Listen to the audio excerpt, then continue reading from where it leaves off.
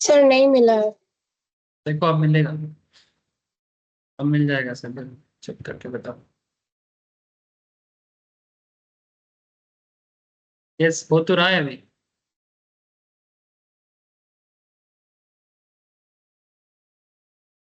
हाँ सर, नहीं मिला अभी तक। नहीं सर। क्या बात करते हो, मुझे तो दिखा रहा है।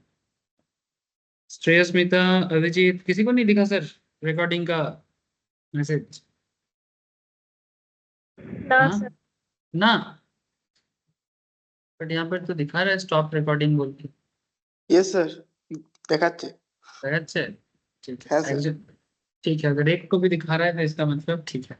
चलो, बाकी आप लोगों को मेरा आवाज आ रहा है, मुझे भी दिखाई दे रहा है। हेलो। हाँ सर। हाँ सर, बाकी सब ठीक है। चलो ठीक। अच्छा, good morning to all of you sir. Taxation का क्लास है और इनकम टैक्स में हम लोग अभी कैपिटल गेन पढ़ रहे हैं। तो कैपिटल गेन इतना तो समझ में आ ही गया है। लास्ट दिन मैंने दोनों फॉर्मेट बताया था कि शॉर्ट टर्म कैपिटल गेन कैसे होता है, लॉन्ग टर्म कैपिटल गेन को कैसे कैलकुलेट करना होता है, इसका एक रफ आइडिया मिला था आपको। और फिर जस्ट फॉर अंडरस्टैंडिंग पर्पस एक रैंडम एक क्वेश्चन पिक किए थे कि थोड़ा देखो कैसा क्वेश्चंस हो सकता है। तो इसमें रैंडम पिकिंग में हम लोगों को शायद एक शेयर का क्वेश्चन मिलेगा, है ना। उसमें एक शॉर्ट टर्म कैपिटल गेन था शेयर में, एक लॉन्ग टर्म था, और एक बोनस शेयर के थ्रू से भी कुछ देके शॉर्ट टर्म में कन्वर्ट कर दिया था। और फिर 115 बीएससी का भी कॉन्सेप्ट था उसमें, है ना। 115 बीएससी का भी एक कॉन्सेप्ट आ गया था। और फिर लास्ट में हम लोग शायद एक कंफ्यूजन हो गए थे कहीं पर, वो डिडक्ट, चलिए क्या बोलता है इसको, रिबेट।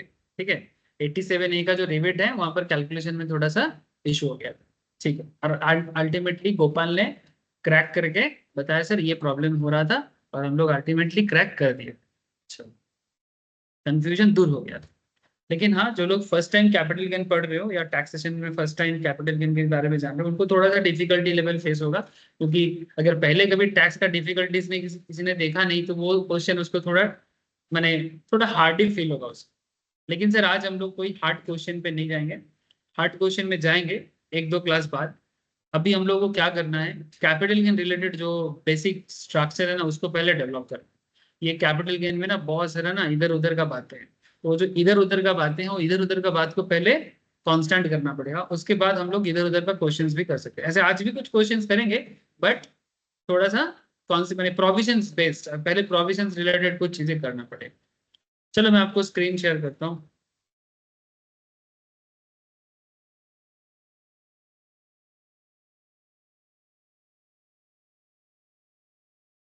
जैसे कैपिटल गेन जब मैंने आप लोगों को पढ़ाना स्टार्ट किया तो उस टाइम पे मैं सबसे पहले ना आप लोगों को कैपिटल गेन का एक डेफिनेशन दिया था ना।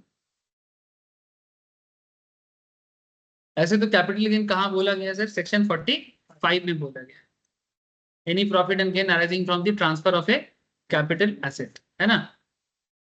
इसमें कैपिटल एसेट क्या है इसके बारे में मैंने आप लोगों को लिखा था कि व्हाट इज कैपिटल एसेट। ठीक है, कैपिटल एसेट का सेक्शन क्या है, सेक्शन 2 सबसेक्शन 14, है ना। Section 2 subsection 14। और वहां पर मैंने एक गोला भी आपको करने बोला था, ट्रांसफर पे, है ना। और वो जो ट्रांसफर है वो किस कौन से सेक्शन में बोला हुआ है, सेक्शन सेक्शन 2 सबसेक्शन 47 ठीक है, सेक्शन 2 सबसेक्शन 47। ये जो ट्रांसफर वाला वर्ड है ये वर्ड बहुत भैट है, इसके बारे में मैंने लिखा है था कुछ। चलो आज मैं आपको पहले थोड़ा ट्रांसफर के बारे में बताता हूँ, उसके बाद आगे जाता हूँ। ठीक है, कि ट्रांसफर क्या चीज है। ये ट्रांसफर के ऊपर ही ना पूरा कैपिटल गेन डिपेंड करता है।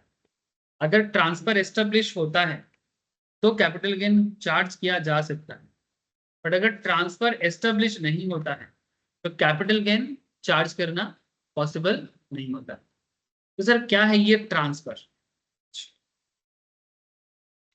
ट्रांसफर को समझने के लिए सर बहुत सिंपल चीज है। जैसे लास्ट दिन हम लोग शेयर के बारे में बातचीत किए थे, है ना।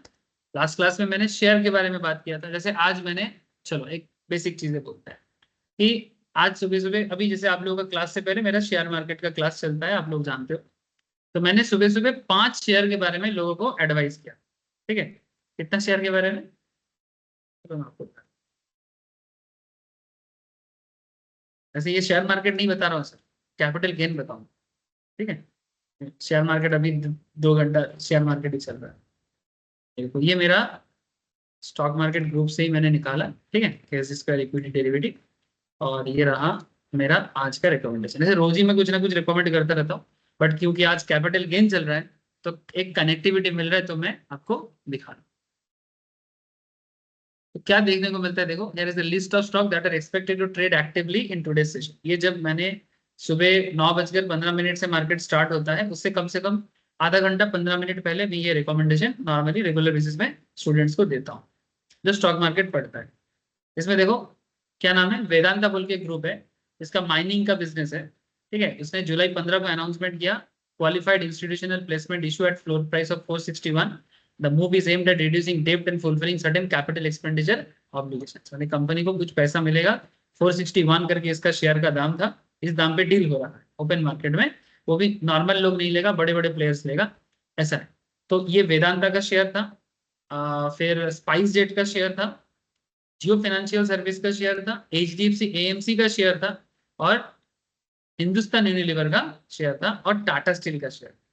ये 5 शेयर मैंने आज सुबह सुबह सबको बोला देखने। तो आज ही कितना लोगों ने कैपिटल गेन किया आप जरा देखिए। ये सुबह का केस है। जैसे कि हिंदुस्तान यूनिलीवर, देखो 2640 चल रहा था, अभी 2688 चल रहा है। ऑलरेडी ये 2.62%। आज के 2 घंटे में मार्केट अभी तक 2 घंटा चला है, 69-70 रुपीज करके पर शेयर में गेन हो चुका है। ठीक है, ये हो गया एक शेयर। और क्या था सर, वेदांता।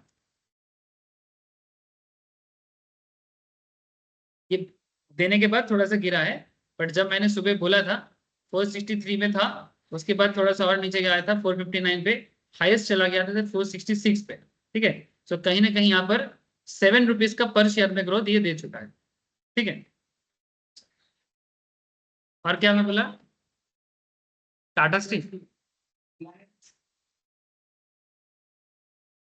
टाटा स्टील देखो, मैंने जब सुबह बोला था 168 पे चल रहा था, ऑलरेडी ये हाईएस्ट चला गया था 169.80 में, यानी ऑलरेडी 2 रुपीज के आसपास का गेन सुबह सुबह दे चुका है। ठीक है, तो मैंने और क्या बोला, एएमसी।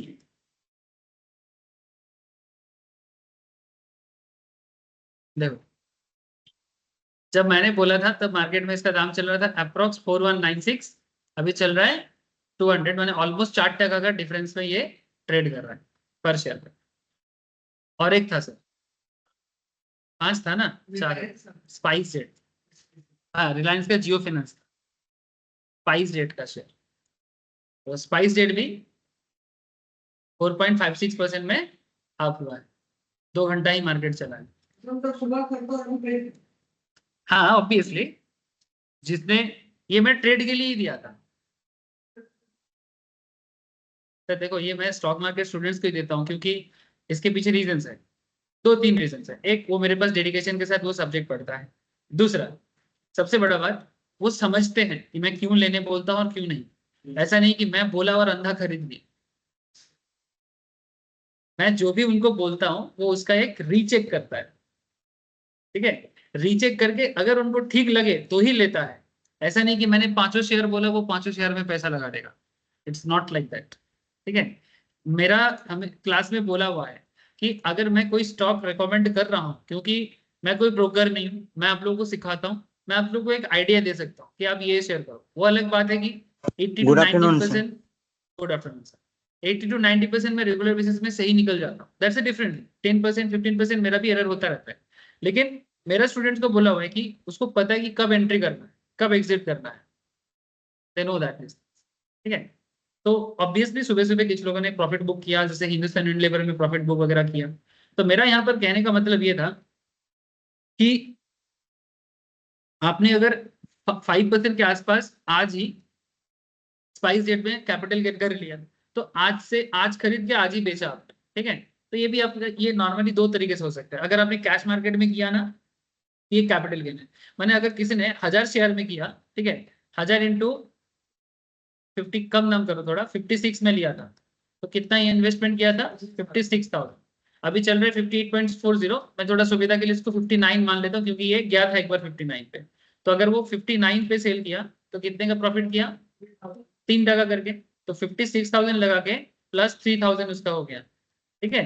तो अभी उसका बैलेंस कितना बन गया? 59। कौन सा बैंक देता है? एक दिन में 56,000 टका 59,000 कौन बना के देगा? वो भी एक दिन भी नहीं हुआ अभी तक, दिन अभी बाकी है, ठीक है। सो पॉइंट इज दैट ये जो गेन आपने किया ये कैपिटल गेन है। क्या गेन है ये शेयर के केस में कैपिटल गेन, ठीक है।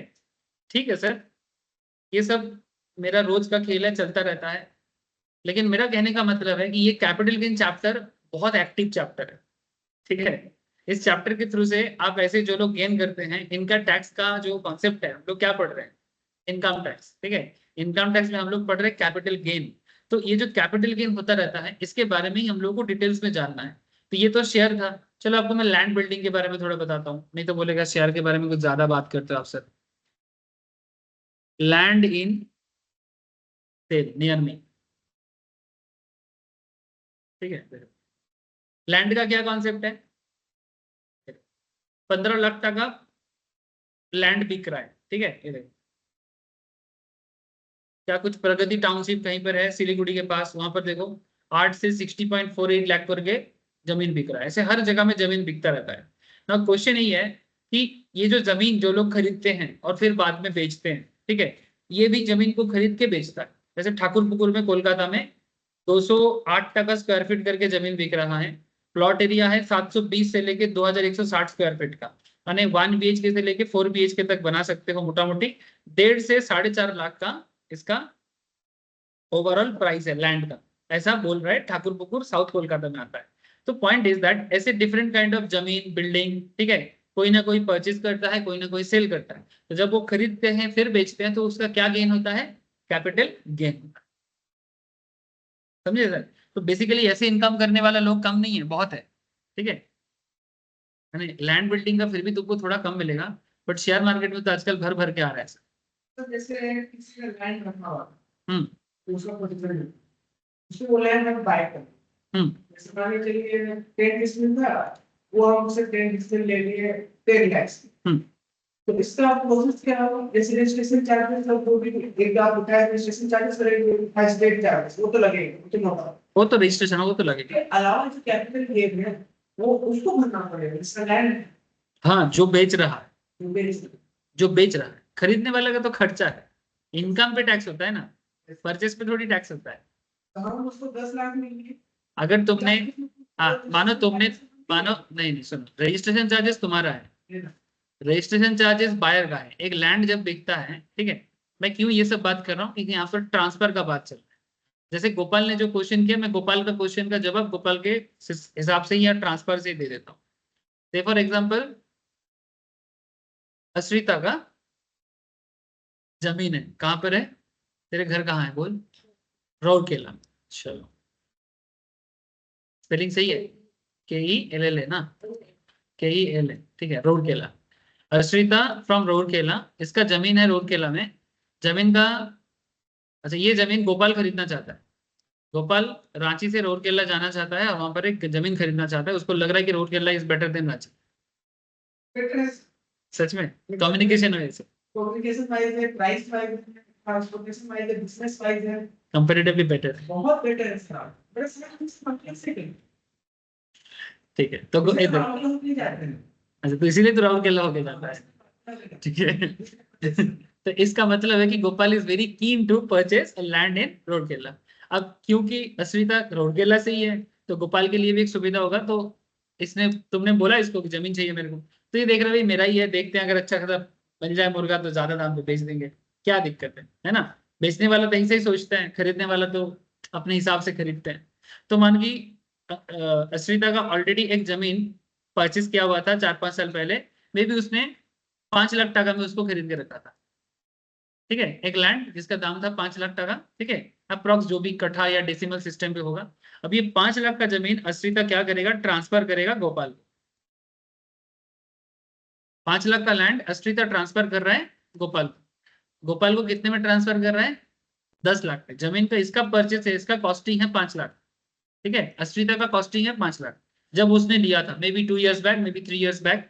अब 3 years बैक हो गया माने लॉन्ग टर्म हो गया, क्योंकि जमीन के केस में रूल है फॉर 24 मंथ्स। 24 मंथ से ज्यादा करेगा तो लॉन्ग टर्म, अगर 24 मंथ से कम है तो शॉर्ट टर्म, ठीक है। तो 5 लाख का जमीन अगर तुमको 10 लाख में बेचता है तो ये ट्रांसफर हो जाता है। अब ये तो 10 लाख का तुमने परचेज किया ना, अब रूरकेला एक अलग सिटी है, एक अलग उसका रजिस्टर प्रोसेस है सर, ठीक है।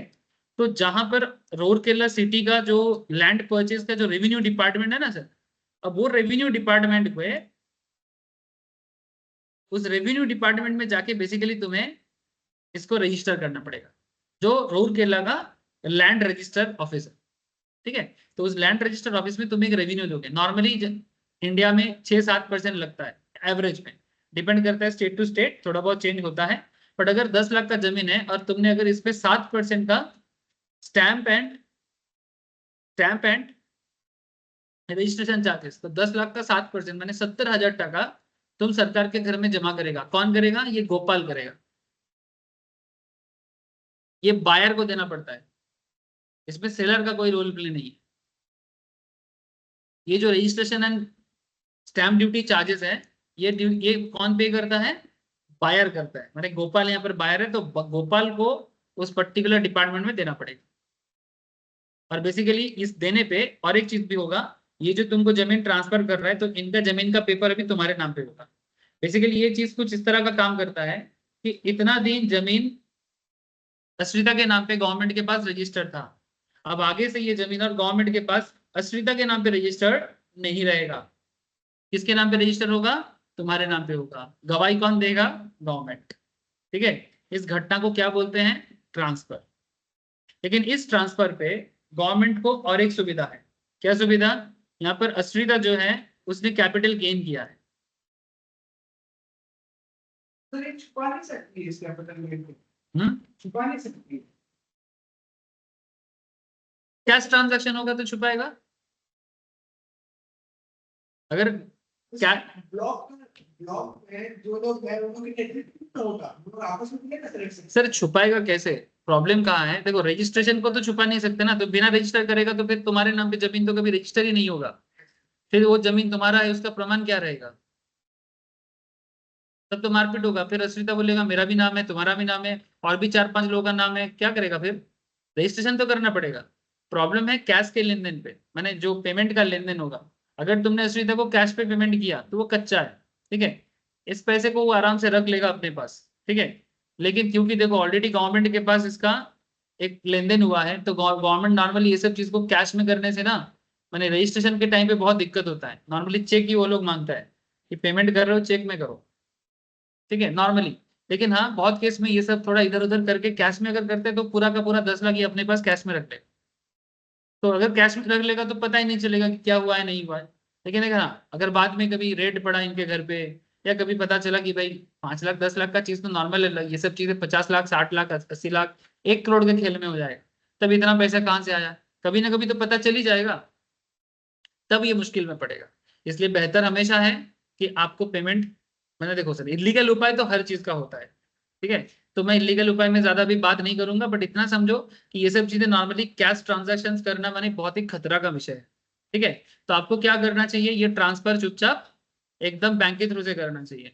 और जैसे ही तुम्हारे बैंक अकाउंट में पैसा हिट होगा, तुमने गेन किया, अब नॉर्मल बात है तुम्हारा इनकम हुआ, अब जो भी इनकम कैपिटल गेन हुआ वो as per capital gain tax उसका कैलकुलेशन करेगा, उसमें तुम इन्फ्लेशन एडजस्टमेंट करेगा, एडजस्टमेंट करके जो कैपिटल गेन होगा, से फॉर एग्जांपल ऐसे मैं भी जस्ट रफली दिखा रहा हूँ, 10 लाख में सेल किया, 5 लाख का कॉस्टिंग है, तो प्रॉफिट कितना है 5 लाख, यही 5 लाख है। लेकिन इस पे इन्फ्लेशन एडजस्ट होगा, इन्फ्लेशन एडजस्ट होके हो सकता है कि तुम्हारा गेन है 3 लाख, ठीक है। इन्फ्लेशन एडजस्ट होके हो सकता है, मैं यहाँ पर एडजस्टमेंट पे नहीं किया, बट हो सकता है कि 3 लाख का, तो ये 3 लाख का गेन है, ये 3 लाख के गेन तुम्हारे इनकम टैक्स में ऐड हो जाएगा लॉन्ग टर्म कैपिटल गेन के अंदर। इसमें नॉर्मली 10% का भी एक रूट है और एक 20% का भी रूट है, तो सरकार के घर में तुम्हें 20%, अभी 20% समझो, मैं रेट समझाऊंगा तो बाकी चीज समझ में आएगा। या तो 20% का टैक्स 3 लाख के ऊपर पूरा भरना पड़ेगा, माने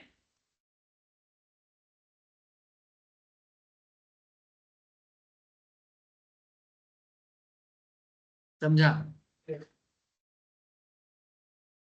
तो बायर से भी कमाया, सेलर से भी कमाया, ऐसे चलता है स्टेट, माने देश का जो रोजगार होता है ऐसे होता है। कभी गए हो, कभी प्रॉपर्टी ऑफिस गए हो, रजिस्टर ऑफिस कभी गए हो? हाँ हाँ उसमें से एक उनका काम बातचीत हमेशा सबके साथ रहता है तो उनको बताया था कि मेरा एरिया में कौन कौन लैंड कर रहा है। हम उसको पूछे तो सब बताया था कि हम लोग का साइन हम परमिशन में तो कोई लैंड लाया सेल ले हम लोग वहाँ पर प्रॉब्लम रहेंगे वो सबसे पहले करवाएंगे दूसरों एक्चुअली तुम डायरेक्टली ऑफिसर के पास पहुंच ही नहीं सकते, यानी सिस्टम इतना करप्ट होता है सरकारी ऑफिस में, माने वहां पर बिना दलाल का कोई काम नहीं हो। तुम वहां पर जाओगे, तुमको लगेगा कि मैं ऑफिस में जाऊंगा, ठीक है, ये भारत है, कुछ भी चलता है इधर, माने रोजगार के नाम पे तुमको लगेगा कि हम सीधा जाएंगे, लेकिन बोलेगा तुम्हारा जो तुम्हारा वो कॉन्ट्रैक्ट पेपर बनाएगा लॉयर होगा, उस लॉयर का एक चमचा होगा, ठीक है, लॉयर नहीं आएगा, लॉयर तो अपना फीस लेगा, फिर लॉयर का एक चमचा रहेगा, ठीक है, वो चमचा आएगा, वही दलाल है, ठीक है। अब उसी के थ्रू से तुम वेंडर के थ्रू से सब कुछ कागज में फॉर्म फिलअप वगैरह तुम्हारे लिए वो करके देगा, फिर तुमको वो ऑफिसर के पास लेके जाएगा, जो जो बोलेगा चुपचाप सुनना पड़ेगा, यहाँ साइन करो, यहाँ साइन करो, वहां साइन करो, यहाँ पेमेंट करो, वहां पेमेंट करो, जो बोलेगा कर दो, फिर साथ में उनका पेमेंट भी करके फिर घर आओ। तो सर जब लैंड रजिस्टर होगा कितना साल तक वो कितना साल तक? जब तक तू नहीं बेचेगा तेरा ही है, क्या बात करता है? सर कुछ चीजें कभी नहीं हो सकता, कभी नहीं हो सकता। डिस्प्यूट होगा मैंने, अगर सेम लैंड पे कितना अगर एक ही लैंड पे एक ही रजिस्ट्रेशन हो, अगर इसके अंदर भी घोटाला है, अगर एक ही लैंड पे 4-5 रजिस्टर, तो सरकारी दफ्तर में बहुत बड़ा घोटाला होता है, वो तो बहुत खतरनाक है। नॉर्मली क्या होता है, ऐसे होता है जैसे कोलकाता में न्यू टाउन एरिया में इस तरह का तुम जो क्वेश्चन कर रहे हो ऐसे करते हैं, ऐसे देयर इज एरिया, उसमें ना सब कोई उस एरिया में लैंड लेना चाहता है, मैं आपको दिखा रहा हूँ, कभी आप लोग ट्रैप में मत पड़िएगा, जान लो, क्योंकि सभी कोई ना आजकल जो लोग बाहर से आते हैं कोलकाता में, सब कोई एक जमीन खरीदने के बारे में सोचता है, ठीक है, और क्योंकि कोलकाता का सबसे हॉट एरिया भी न्यू टाउन है, तो हर किसी का इच्छा है कि न्यू टाउन में मेरा भी एक जमीन होता है, ठीक है, बाद में देख लेंगे। तो ये जो देख रहे हो ना सर, क्या है ये? इसको बोलते हैं सॉल्ट लेक, ठीक है, या फिर इसका एक दूसरा नाम है सॉल्ट लेक, तो ये एरिया का नाम है, यहाँ पर भी काफी सारा है, इसका नाम है ईस्ट कोलकाता वेटलैंड। क्या बोला इसको? ईस्ट कोलकाता वेटलैंड, ठीक है, ये न्यू टाउन इधर है ना, ये रखा न्यू टाउन, ठीक है, तो ये न्यू टाउन में मैक्सिमम एरिया वेटलैंड्स के अंदर आता है, ठीक है। तो मेन जो न्यू टाउन है वो तो एकदम ऑफिशियल ही है, वहां पर जमीन खरीदने जाओगे तो दाम सुन के ही समझ जाएगा, अगर तुमको कहीं पर 5 लाख में जमीन मिल रहा है, ठीक है, या 10 लाख 15 लाख में भी 20 लाख में जमीन मिल रहा है, तो मानो कि कुछ तो लोचा है, क्योंकि जो न्यू टाउन इतना करोड़ों का प्रॉपर्टी जहां पर है, उसके आसपास में 10-20 लाख में जमीन नहीं मिल सकता, अगर मिल रहा है तो देयर मस्ट बी समथिंग, दाल में कुछ काला है। क्या काला? वेटलैंड नहीं बिक सकता, वेटलैंड में प्रॉपर्टी नहीं बन सकता, ये सब नेचुरल रिसोर्सेज है, और ये कोई मैनमेड नहीं है, ये दुनिया का सेकेंड लार्जेस्ट सॉल्टी लेक्स का एक चेन्स है वर्ल्ड का, नेचुरली बिल्डअप, पूरा कोलकाता का कचरा ये अकेला साफ करता है, आपको पता ही नहीं क्या, कोलकाता में मैक्सिमम, मुंबई में कचरा साफ करना मुश्किल है, दिल्ली में कचरा साफ करना मुश्किल है, बट कोलकाता में कचरा साफ करना बहुत आसान है। क्यों? क्योंकि जितना भी वेस्टेज है ना, सारा वेस्टेज को, हार्ड वेस्टेज को हटा दिया जाता है, और जो नॉर्मल सीवरेज के थ्रू से जो वेस्टेज होता है, वो सारा वेस्टेजेस वगैरह को ये सब पानी में, जैसे मानो उसको ना खाद बना दिया जाता है, खाद समझते हो, मैन्युअर, जिसको बंगाली में बोलते हैं सार, मैंने मैन्युअर नहीं समझते, जैसे खेती में नहीं यूज करते हैं, मैन्युअर नहीं समझते आप, है ना, तो वो ठीक है, तो इसमें क्या होता है कि ये पानी के अंदर ये सब मैन्युअर के हिसाब से उसको डाल देता है, और फिर इसमें मछली चाष करता है, ठीक है, ये सब बहुत बड़ा बड़ा बेसिकली ये ट्रीटमेंट प्लांट, माने बेसिकली इसको यूज अभी कर रहा है, लेकिन ये नेचुरल है, और यहाँ का मैक्सिमम जमीन वेटलैंड्स के अंदर आता है, और वो वेटलैंड्स में ना तो इलेक्ट्रिक का कनेक्शन मिलेगा कभी, ठीक है, अगर किसी के ओनरशिप में है मैंने यहाँ पर जो गांव वाला है उसी के ओनरशिप पे मानो जमीन है, ठीक है। अब तुम सोच रहे हो कि मुझे यहाँ पर एक जमीन खरीदना है, लेकिन वो जमीन में तुम बिल्डिंग नहीं बना सकते क्योंकि सब वेट लैंड की कैटेगरी में आता है। उसमें तुम उस बिल्डिंग को तुम मैंने मिट्टी में नहीं डाल सकते, मतलब उस पर्टिकुलर लैंड पे मिट्टी नहीं डाल सकते। इवन तुम इलेक्ट्रिक कनेक्शन करने जाओगे, इलेक्ट्रिक डिपार्टमेंट तुमको कनेक्टिविटी नहीं देगा। लेकिन तुम जमीन खरीद के बैठे हो, और ऐसा एक जन नहीं है, सेम जमीन पे 10-15 लोग 20 लोग एक एक जमीन के पीछे ओनर बना है। किसी का कोई रजिस्ट्रेशन नहीं है, सबको एक नॉर्मल पेपर में कॉन्ट्रैक्ट करके दे दिया, ये तुम्हारा है, ये तुम्हारा है। मैंने सब अनपढ़ गंवार लोग जाके मेरा न्यू टाउन में जमीन है, मेरा न्यू टाउन में जमीन है। एक जमीन में कुछ भी नहीं हो सकता, लेकिन लोगों को क्या बताएं, सबको जमीन का लालच पड़ा है। न्यू टाउन में जमीन का, न्यू टाउन में जमीन लेने जाएगा करोड़ों का खर्चा है, 50 लाख 60 लाख के नीचे जमीन नहीं है। कैसे मिल सकता है किसी को 10-20 लाख की जमीन? हाँ, अगर तुम बोलो कि मेरे को यहाँ हाथीसाला जाना है, ये यहाँ पर भी तभी दाम हो गया, ये सब भी न्यू टाउन के अंदर ही आता है। लास्ट है ये न्यू टाउन का, ये हाथीसाला न्यू टाउन का लास्ट है।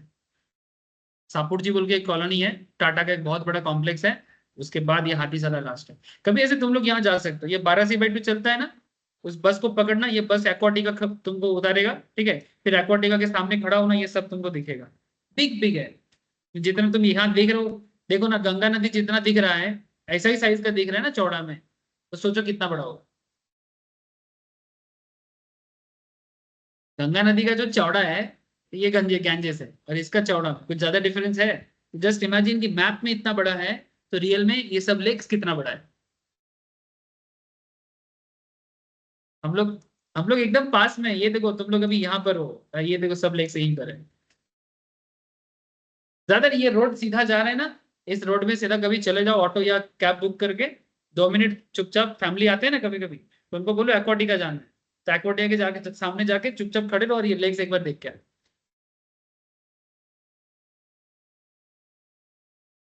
समझे? ये पूछा ना, एक जमीन में हजारों लोग हो सकते हैं, वो सब इलीगल है, और वो सरकारी रजिस्ट्रेशन हो ही नहीं सकता, करेगा ही नहीं। अगर ऑफिसर करेगा तो ऑफिसर का चाकरी नहीं, जॉब नहीं चला जाएगा। लेकिन है, मैं आपको बोल रहा हूँ कि मतलब इलीगल तरीके से नहीं। हम्म, हम्म, हाँ। राइट टू प्रॉपर्टी देखो, अगर तुमने तुम्हारे बेटे के नाम पे ट्रांसफर नहीं किया तो इनहेरिटेंस फिर किसको बोलते हैं? ऑब्वियसली पापा चला गया तो जमीन किसका है? बच्चे का है, उसका वारिस कौन है?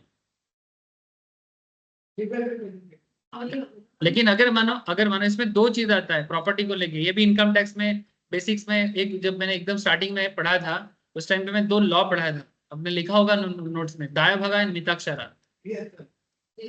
हाँ, दाया भगा एंड मिताक्षरा, ठीक है। इसमें ये दाया भगा लॉ है ना, ये दाया भगा लॉ चलता है वेस्ट बंगाल एंड आसाम में,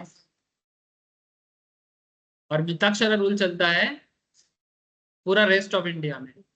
एज पर दी मिताक्षरा रूल, अगर प्रॉपर्टी में बच्चा जन्म लेता है, बच्चा माँ के कोख में आते ही प्रॉपर्टी का ओनरशिप उसको मिल जाता है, जितना प्रोपोर्शनेट है वो उसको मिलेगा as per Hindu undivided family.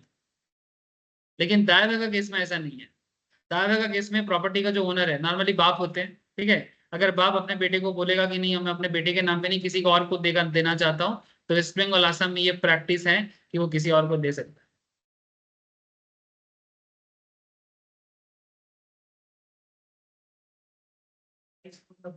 इसलिए वेस्ट बंगाल में ना एक कहावत है, तेजो पुत्रो। तेजो पुत्र मैंने अपने ही बेटा को संपत्ति से अलग कर देने को बोलते हैं, ठीक है। मैंने त्याग कर देना उसको, एक बंगाली टर्म है उसको बोलते हैं तेजो पुत्रो कर दिया, ठीक है। ये सब चीजें मैंने, ऐसा कौन करता है? अपना बेटा को कौन त्याग करता है प्रॉपर्टी से?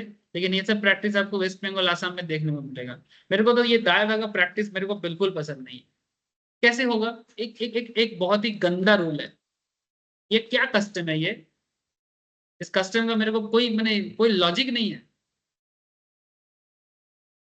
जो बच्चा जन्म लेगा, हाँ, होता भी है कभी कभी, ऐसे तो नॉर्मली नहीं होता, ठीक है। लेकिन ऐसे कस्टम्स पुराने दिनों से हैं कि अगर बाप चाहे तो किसी और को प्रॉपर्टी देगा, अपने बच्चे को ना देके। अगर बाप बेटे पे डिस्प्यूट होता है ना, इवन पुराने दिन में बंगाल का कुछ मूवीज होता था, उत्तम कुमार बोल के बहुत फेमस एक्टर हुआ करता था बंगाल का, ठीक है, बहुत पॉपुलर, इवन हिंदी में भी 2-4 मूवी उसने किया। बट बंगाल का सब, बंगाल में अगर कभी एक्टर का नाम लिया उत्तम कुमार, ठीक है, तो आज मैंने नॉस्टैल्जिक, किसी को भी पूछेंगे ना, ए उत्तम कुमार, हाँ उत्तम कुमार। एक स्टेशन भी है टॉलीगंज में, जो मेट्रो स्टेशन है, उसका नाम भी है महानायक उत्तम कुमार, ठीक है। तो उत्तम कुमार के मूवी में भी ऐसे दिखाता था कि बाप बेटे को घर से बाहर कर दिया। मैंने माथा खराब वाला प्रैक्टिस है, मैं खुद बंगाली होके बोल रहा हूँ, ये प्रैक्टिस एकदम बेकार प्रैक्टिस। लेकिन मिताक्षरा रूल में ठीक है, बच्चा जन्म लिया, बच्चे का तो प्रॉपर्टी में तो हक होना चाहिए। जो भी प्रॉपर्टी है, अगर एक नाली है तो नाली उसका है ना, बच्चा कहाँ भागेगा बोलो। पता नहीं यार क्या क्या सब कस्टम्स कहाँ कहाँ से आ जाता है, चेंज करना चाहिए। ऐसे आजकल ये सब लेके उतना बात इसलिए नहीं होता, सबका एक आध करके बच्चा है, ठीक है, तो ऑटोमेटिकली।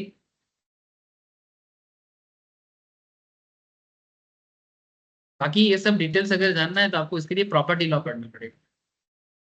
अच्छा है कि आप लोग হ্যাঁ, एक एक चीज, हाँ बोलो सर। বলছি দায়া ভাগাতে যে আছে ওই অন্য কাউকে যে প্রপার্টি শিফট করবে তো সেটা ফ্যামিলি মেম্বারই তো হতে হবে। না এরকম কোনো ব্যাপার না, ফ্যামিলি মেম্বার ছাড়াও তো হতে পারে। এইচইউএফ টা তাহলে মানে ফ্যামিলি আর কি করে হলো? মানে হিন্দু আনডিভাইডেড ফ্যামিলি, মানে যদি দেখ বাবা, মানে বেসিক্যালি এখানেও একটা ব্যাপার আছে इसमें ना, और भी चीजें है देखो, मैंने बहुत सारा कॉम्प्लेक्स मैटर है, अब एक के बाद एक क्वेश्चन आ जा रहा है।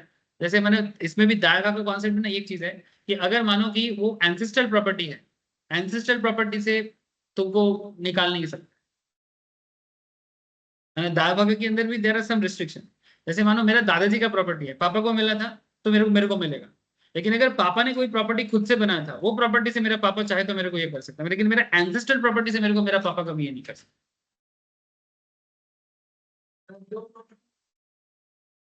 जो प्रॉपर्टी पापा अपने जमाने में खुद से अपने नाम पे किया, जिस प्रॉपर्टी के साथ मेरा दादाजी का कोई कनेक्टिविटी नहीं है, वो प्रॉपर्टी पापा चाहे तो मेरे नाम पे ना भी कर सकता है।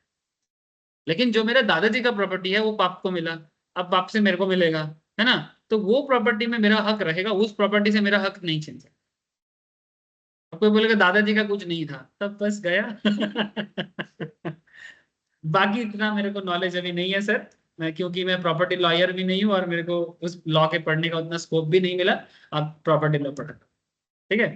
फिलहाल हम लोगों को ट्रांसफर समझाने के लिए मैं आपको बात करने का स्टार्ट किया था। चलो, तो section 247 contains an inclusive definition of term transfer. अच्छा एक काम करो, ट्रांसफर के बारे में एक नोट लिखाना है मुझे, चलो लिखो, एक शॉर्ट नोट ट्रांसफर के बारे में लिखो।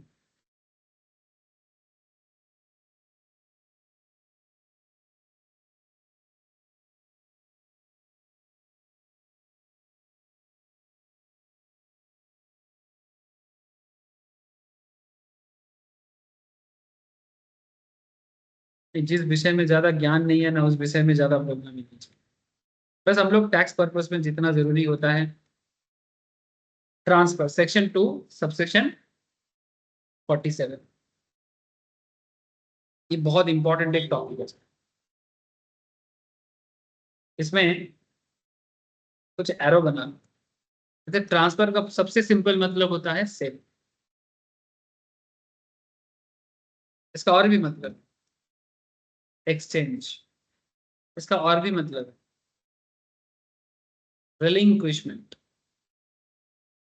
रिलिंक्विशमेंट क्या होता है? उसको तो बोलते हैं ये, तो जो, हाँ रिलिंक्विश मैंने त्याग देना, सही बोला। जैसे कि एक और चीज ऐसे इसमें लिख सकते हो, जैसे कन्वर्जन ऑफ, हाँ yes sir you can say, या फिर कन्वर्जन ऑफ, नहीं इसमें थोड़ा ना ऐसे करो, स्टॉक इन ट्रेड तो एसेट नहीं है, conversion of equity preference share to equity share.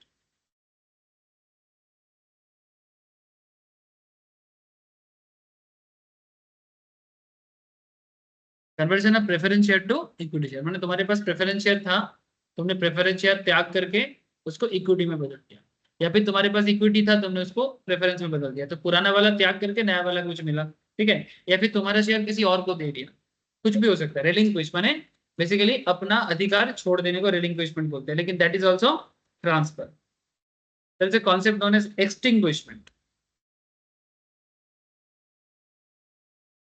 Extinguishment क्या होता है? It's a complete destruction. क्या होता है? Complete destruction. कंप्लीट डिस्ट्रक्शन माने वो एसिड का और कोई अस्तित्व ही नहीं रहेगा। कैसे? बेसिकली तुमने उसको कंप्लीट तरीके से सेल कर दिया। मानो फैक्ट्री में कोई मशीन था, ठीक है, तो वो मशीन कंप्लीट तरीके से स्क्रैप होके स्क्रैप दाम पे तुमने किसी को दे दिया। हाँ, रिलिंक्विशमेंट में बदले में मिलेगा, या फिर मैंने जो था वो तुम ट्रांसफर कर दिया। एक्सटिंग्विशमेंट मैंने एसेट और नहीं रहेगा, कंप्लीट तरीके से वो चीज डिस्ट्रॉय हो जाएगा। मैंने डिस्ट्रॉय हो जाएगा मतलब स्क्रैप के नाम पे बिक जाएगा। देखिए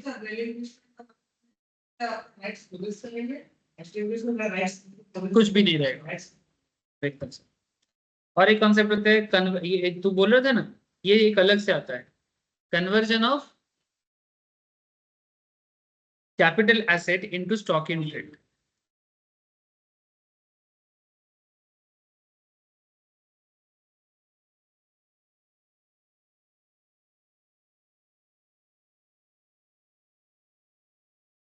conversion of capital asset into stock in trade, ठीक है, ये एक अलग लेवल का transfer.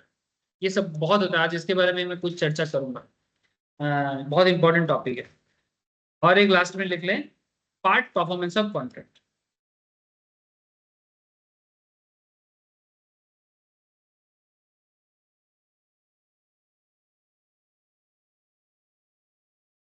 Part performance of contract.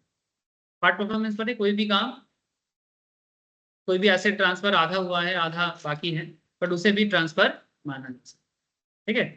जैसे इसके कुछ इंपॉर्टेंट सेक्शन है, जैसे ये वाला 45 सबसेक्शन 5 में बोल, ठीक है। फिर एक्सटिंग्विशमेंट के बारे में 45 सबसेक्शन 1A के अंदर बोला है, ठीक है। फिर कन्वर्जन ऑफ एक चीज मिस हो गई, सॉरी एक गड़बड़ हो गई। ये conversion of capital asset into stock in trade, इसका सेक्शन होना चाहिए 45 सबसेक्शन 2। इंपॉर्टेंट है इसलिए थोड़ा सेक्शन लिखा है। और कंपलसरी, और एक चीज यहां पर आएगा,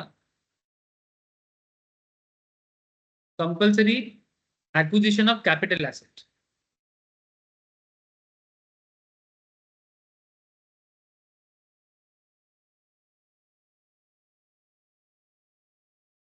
ये आपका आ जाता है 45 सबसेक्शन 1A के अंदर, नहीं 45 सबसेक्शन 5 के अंदर, 1A तो लिखा था, 45 सबसेक्शन 5 के अंदर compulsory acquisition of capital asset. ये कब होता है? ये नॉर्मली आप देखोगे गवर्नमेंट के केस में होता है। गवर्नमेंट पब्लिक का जमीन जबरदस्ती हड़पते हैं, देना पड़ता है।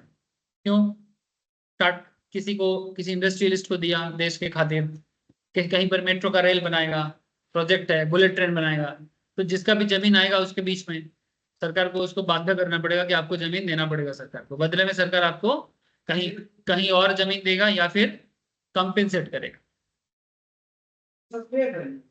हाँ हाँ, जो दाम है वही दाम ले लेगा, नहीं होगा। देश के खातिर देना पड़ सकता, कुछ नहीं कर सकते। जब गवर्नमेंट कोई प्रोजेक्ट डिसाइड करता है, ठीक है, मानो जैसे एक प्रोजेक्ट है दिल्ली से कोलकाता से बनारस का एक रोड बनेगा, रांची होके जाएगा, ठीक है, कोलकाता तो रांची टू बनारस ऐसा करके जाएगा। ये प्रोजेक्ट होने के बाद यहाँ से 6 घंटे में तुम बनारस पहुंच सकते हो, कोलकाता टू बनारस 6 घंटा, ठीक है। अब अगर मानो ये प्रोजेक्ट सक्सेसफुल हो जाता है, सीरियसली, ठीक है, हो रहा है, मुंबई से भी बंद नहीं किया है।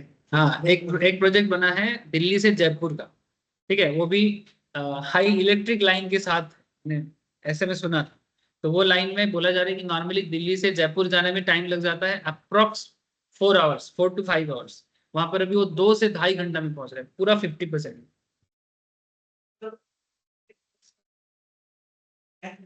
ठीक है, तो जब इस तरह का चीजें बनेगा तो मानो सरकार तो एक डिसाइड करेगा कि वो कोशिश करेगा कि जहां से सबसे कम लैंड ग्रैब करने में लॉस कम हो। माने बेसिकली ज्यादा पब्लिक का जमीन होगा तो मिलना मुश्किल है, तो जहां जहां एक आध जन का घर है तो वो छोड़ेगा थोड़ी, उसको बोलेगा कुछ भी करके उसको रिहेबिलिटेट करेगा।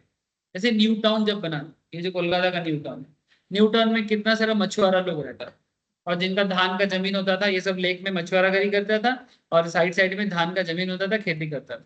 अब सरकार ने डिसाइड किया कि हमको इधर न्यू टाउन बनाना है कोलकाता के डेवलपमेंट के लिए। अब जब सरकार ने डिसाइड कर ही लिया कि हमें करना है यहाँ पर डेवलपमेंट, तो क्या कर सकता है वो।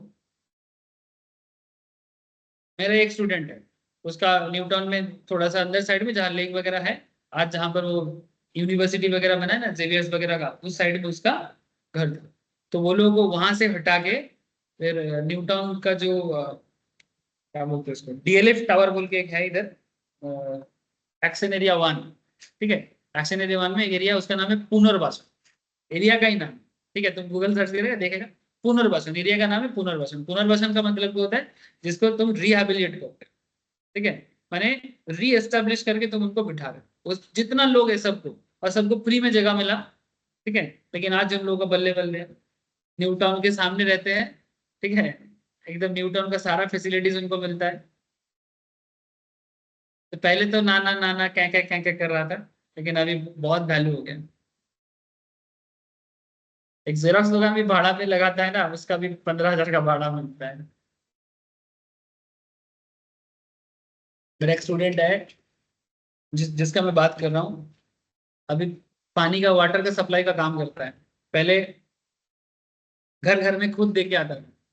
अभी इतना डिमांड है न्यू टाउन में ये वाटर का, ये जो 20 लीटर का है इसका, ठीक है, 50-50 टका के एक एक पूरा देता है, ठीक है।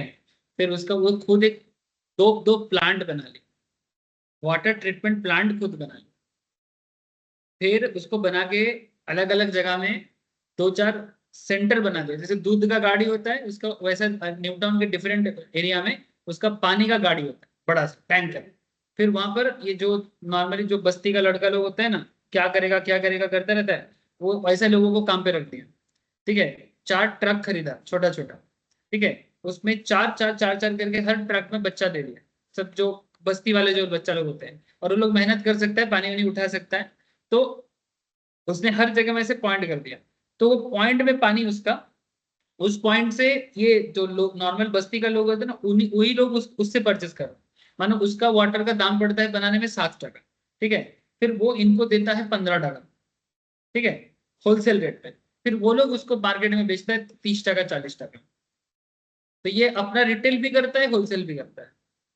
7 का पानी 15 टका 20 टका में इनको दे देता है, फिर वो 20 का पानी लोगों के घर में डिलीवरी करके 40 टका 50 टका दे देता है। सिर्फ पानी बेच के ही लाखों कमाता है, पानी बेचता है और कुछ नहीं करता। ऐसा रिस्पॉन्स और लिमिटेड है रेट, इसके पास अवेलेबल है।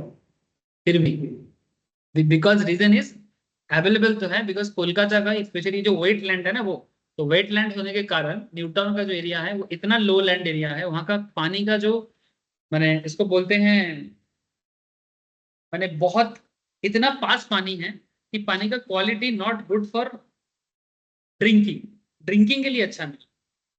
पेड़ पौधा लगाओ सब कुछ ठीक है, लेकिन नॉर्मल जो ड्रिंकिंग पर्पस के लिए साफ नहीं, बिकॉज बहुत ही पास में उसका लेयर है। तो कम थोड़ा सा गड्ढा खोदने से पानी आ जाएगा, मैंने कितना बोलूं 10 मीटर में पानी आ जाएगा, 10-20 मीटर में, ठीक है। जहां पर कम से कम 50 मीटर खोद पे पानी आए तो वो पानी पीने लायक होता है, ठीक है। तो फिर अब तुम उस पानी को अगर प्रोसेस नहीं करोगे तो फिर वो पीना पानी, तो ये यही जो अभाव था, इसी अभाव का ही यहाँ पर इकोनॉमिक बेनिफिट लोगों को मिला। अब नेचुरल पॉइंट है, लेकिन अब पॉइंट है तो फिर जो उस लोग वहां का जो पुराना लोग है, तो क्या वो लोग हमेशा ऐसे रिफाइंड करके पानी पीता था? नहीं, उनके साथ वो एडेप्टेड है। जो जिस एरिया के बड़े होते हैं उस एरिया के साथ तो वो एडेप्टेड होते हैं, उनको कोई दिक्कत नहीं है, वो तो तालाब का पानी भी पी लेगा, उस एरिया का कोई दिक्कत नहीं है। लेकिन जो बाहर का लोग आके वहां पर रहेगा, टू मच आयरन होते हैं पानी, वो आयरन वहां का लोग कंज्यूम कर सकता है, बिकॉज वो उनका नेचुरल है, वहां का पेड़ पौधा इंसान सबको नेचुरल है वहां का। लेकिन जो बाहर के, जैसे हम लोग जैसे जो लोग नॉर्मली इतना आयरन वाला पानी पी के बड़े नहीं हुए, हम लोग पानी पियेंगे ना, हम लोगों का पेट मैंने हमेशा एक प्रॉब्लम करना चालू कर देगा। और वही कारण है ये सब पानी का बिजनेस इतना रम रम कर रहे हैं। पहला शख्स जो बोला था कि हम पानी बेचेंगे, तो उसके पापा हंस रहे थे कि तू पानी बेचेगा तो पूरा जमा करेगा, पानी बेचेगा तो लास्ट में वो जब फैक्ट्री खोल दिया तो डिस्टिलरी के नाम से जाने लगा, तो फर्स्ट पैकेज मार्केट बिल्डिंग ही इंडिया। अच्छा ठीक है, मैंने किस तरह से बिजनेस बन सकता है। तो उल्टा देखो तुमने, मैंने ऐसे जगह दिखा जिसमें पानी भरा पड़ा है, जहां पर बाकी इंडिया का सिटी पानी के लिए पागल हो रहा है, वहां पर कोलकाता को इसके बारे में कोई चिंता नहीं है, बिकॉज कोलकाता के पास लग्जरी है पानी का। बैंगलोर, अभी आपको मैं बोल देता हूँ, एक न्यू सिचुएशन बन रहा है। जस्ट कोलकाता का पॉलिटिकल सिचुएशन अगर थोड़ा सा स्टेबल हो जाए, और अगर जो भी पावर में रहे, अगर वो थोड़ा सा सही दिशा में चलाए, बैंगलोर का जो आईटी डेवलपमेंट है, ठीक है, वो रुक जाएगा। And the reason is natural. Bangalore में पानी नहीं है, फैक्ट्री वहां पर जो बड़े बड़े आईटी हब आएगा वो बिल्डिंग बनाएगा, लेकिन उसको पानी देने का हालत नहीं है। तो ये सब फॉरेन कंपनीज एक न्यू डेस्टिनेशन ढूंढ रहा है, और ऑलरेडी उस डेस्टिनेशन के कारण ये लोग कोलकाता को ही इनका सेकंड लिस्ट में मैंने फर्स्ट प्रेफरेंस दे रहा है कि अगर if not Bangalore, if not Hyderabad, then wire, then Kolkata is their main destination. Already Infosys का एक न्यू बन चुका है जहां पर अप्रोक्स 10 to 15,000 जॉब क्रिएट हो। एंड रीजन इज, एक तो यहाँ का एजुकेशन सिस्टम पहले से ठीक ठाक है, बीच में थोड़ा डिटेरिएट हुआ है, लेकिन यहाँ पर नेचुरली जो हैबिटेंट्स के लिए प्रॉब्लम नहीं है, बन जाएगा, कुछ ना कुछ मिल जाएगा, क्राइसिस आने का चांसेस कमती है। समझ में आ रहा है सर? मतलब डेवलपमेंट के पीछे भी क्या क्या कारण काम करता है कि किसको मिलेगा किसको नहीं। चलो छोड़ो। अच्छा, तो एक तो ट्रांसफर भाई तेरा कितना नाम, ठीक है, यहाँ पर बेसिकली ट्रांसफर तेरा कितना नाम। सबसेक्शन सेक्शन 2 सबसेक्शन 47 सेल को भी ट्रांसफर बोलते हैं, जो सबसे पॉपुलर कॉन्सेप्ट है। एक्सचेंज को भी ट्रांसफर बोलते हैं, रिलिंक्विशमेंट को भी ट्रांसफर बोलते हैं, एक्सटिंग्विशमेंट को भी ट्रांसफर बोलते हैं, conversion of capital asset into stock in trade को भी ट्रांसफर बोल सकते हैं, पार्ट परफॉर्मेंस ऑफ कॉन्ट्रैक्ट को भी हम लोग यहाँ पर ट्रांसफर बोलते हैं, पार्ट परफॉर्मेंस ऑफ कॉन्ट्रैक्ट को भी हम लोग यहाँ पर ट्रांसफर बोलते हैं। समझ में आ रहा है? तो इस चीज को थोड़ा सा अगर इलाबोरेट किया जाए तो कुछ मतलब निकल के आएगा। सेक्शन 2 सबसेक्शन 47, देखो जैसे लास्ट में था, जैसे कंपल्सरी एक्विजिशन तेरा बंडल इनका, इसके बारे में एक आगे पॉइंट है, मैं आपको डिस्कस करता हूँ। जैसे यहाँ पर acquisition of industrial undertaking under the industries development and regulation act 1951, ठीक है। The owner of capital asset भी convert the same into stock in trade. माने मेरे पास कोई कैपिटल एसेट था, कैपिटल एसेट मानो मेरे दादाजी के टाइम का कोई चेयर्स है, ठीक है, जो एंटीक हो चुका है। तो मैंने देखा कि भाई ये चेयर्स तो आजकल, मैं हो गया लालच वाला लोग, दादाजी का निशानी का कोई मेरे पास कोई मतलब नहीं है। अगर मेरा फर्नीचर का दुकान है तो मैं इसको लाखों के दाम पे बेच के पैसा कमाना, यही मेरा लालच है, ठीक है। तो मैंने क्या किया, मेरे पास जो वो सब कैपिटल एसेट था, ठीक है, उसको मैंने अपने दुकान में लेके आ गया, उसको स्टॉक इन ट्रेड में कन्वर्ट कर दिया। तो ये भी ट्रांसफर कह रहा है। क्या बोलता है? The owner of a capital asset may convert this same into stock in trade of the business carried on by him. Such conversion is read as transfer. इसे भी ट्रांसफर कहलाएगा। इसके ऊपर आगे मैं आपको क्वेश्चन कराता हूँ, ठीक है। अभी हम लोगों ने बोला कि part performance of a contract, last में एक था ना, तो पार्ट परफॉर्मेंस के बारे में बोला। देखो part performance of a contract क्या है? Sometimes position of N immovable property is given in consideration of part performance of a contract. जैसे कि ये enters into an agreement for sale of his house, the purchaser gives the entire sale consideration to A, पूरा का पूरा पैसा दे दिया। A hands over complete right of possession to the purchaser since he has received the entire sale consideration under the Income Tax Act. The above transaction is considered as transfer. माने concept is like कि अभी तक पूरा building बना नहीं है, ठीक है, परफॉर्मेंस पूरा हो ही नहीं है, बिल्डिंग बन रहा है, हाउस बनेगा तो ट्रांसफर किया जाएगा। लेकिन क्योंकि परचेजर ने पूरा का पूरा पैसा दे दिया, तो हमने भी उसको पोजीशन सर्टिफिकेट दे दिया। पोजीशन सर्टिफिकेट देना पड़ता है, जो बिल्डर होता है, जब आप लोग भी कभी घर बनाओगे, ठीक है, या फिर फ्लैट खरीदोगे, तो पोजीशन सर्टिफिकेट पहले लेना पड़ता है, ठीक है। कि वो क्या होता है कि बिल्डिंग इंजीनियर के थ्रू से सर्टिफाई किया जाता है, जो लोकल कॉर्पोरेशन या पंचायत जो भी होते हैं उनको सर्टिफाई करना पड़ता है कि ये बिल्डिंग रहने लायक है।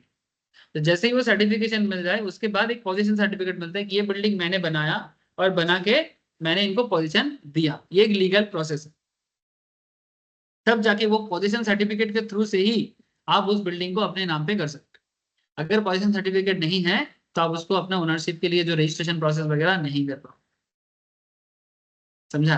तो वही चीज यहाँ पर बोल रहे हैं, लेकिन यहाँ पर बिल्डिंग बना नहीं था, लेकिन क्योंकि पैसा मिल गया था तो उसने पोजीशन सर्टिफिकेट दे दिया। तो इसको बोलते हैं पार्ट परफॉर्मेंस ऑफ कॉन्ट्रैक्ट। कोई भी काम पूरा नहीं हुआ है फिर भी उसको ट्रांसफर बोला जा सकता। ठीक है, ये ट्रांसफर कैपिटल गेन में बहुत बड़ी चीज है।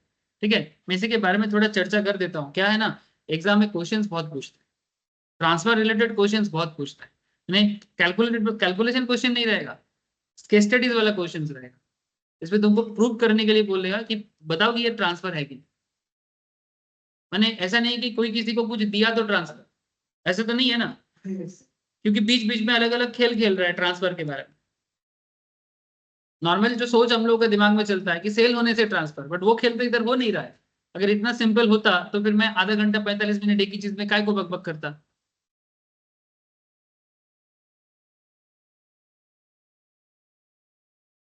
जैसे यहाँ पर एक चीज बोला है कि द मैच्योरिटी और redemption of A zero coupon bond. आप लोगों में जीरो, हाँ हाँ, माने बेसिकली जीरो कूपन बॉन्ड का क्या मतलब होता है? कोई बॉन्ड मार्केट में 100 में उसका दाम है, 100 रुपीज बॉन्ड का प्राइस है। मानो तुम्हारा एक कंपनी है, तुमने मेरे को बॉन्ड इशू किया, तुम बोला सर 100 का बॉन्ड है, आप मुझे 90 करके दो। जब 1 साल बाद 1 ईयर लेटर मैं आपको 100 वापस करूंगा। समझे कुछ? सपोज आपने मेरे से 1000 बॉन्ड आपने इशू किया, मैंने आपका 1000 बॉन्ड परचेस किया। बॉन्ड क्या होता है? लोन होता है। ठीक है, बॉन्ड इज अ लोन। मानो कि तेरे कंपनी का पैसा का जरूरत है, लेकिन शेयर इशू में नहीं जाना चाहता, मेरे को सिक्योर पैसा चाहिए, इसलिए मैं बोला ठीक है बॉन्ड आप इशू करोगे तो मैं बॉन्ड खरीद लूंगा। बेसिकली आपको लोन चाहिए, बैंक नहीं दे रहा है, पब्लिक से ले रहे हो। सिंपल बात है, इसी का नाम बॉन्ड होता है। एक बॉन्ड के थ्रू से, बॉन्ड पेपर के थ्रू से तुमको ऑब्लिगेटेड करता है कि जब पैसा कमाओ तो सबसे पहले लोन वाले का जैसे पैसा मिटाते हो तो ऐसे बॉन्ड वाले का भी पैसा मिटाओ। ठीक है, तो जीरो कूपन बॉन्ड क्या होता है? 100 रुपीज का बॉन्ड को 90 रुपीज में तुम इशू करते हो। Issued at discount and redeemed at par. issued at discount and redeemed at par।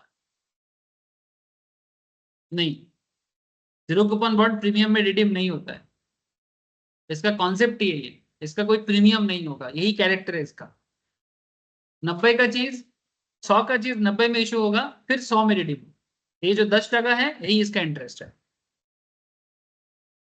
मैंने एक्चुअली इंटरेस्ट देखो है तो इंटरेस्ट एक कंट्रोवर्शियल पॉइंट है। पैसा तेरा बेसिकली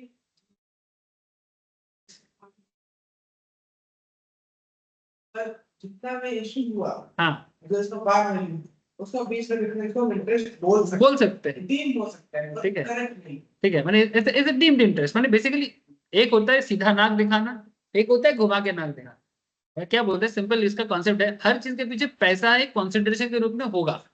ठीक है, जैसे एक इंटरनेशनल पढ़ाई होता है इस्लामिक फिनांस बोल के। ठीक है, क्या होता है? Islamic finance. ठीक है, मैंने ऑब्वियसली इस्लामिक समझ तो मुस्लिम का फाइनेंशियल एक पढ़ाई होता है।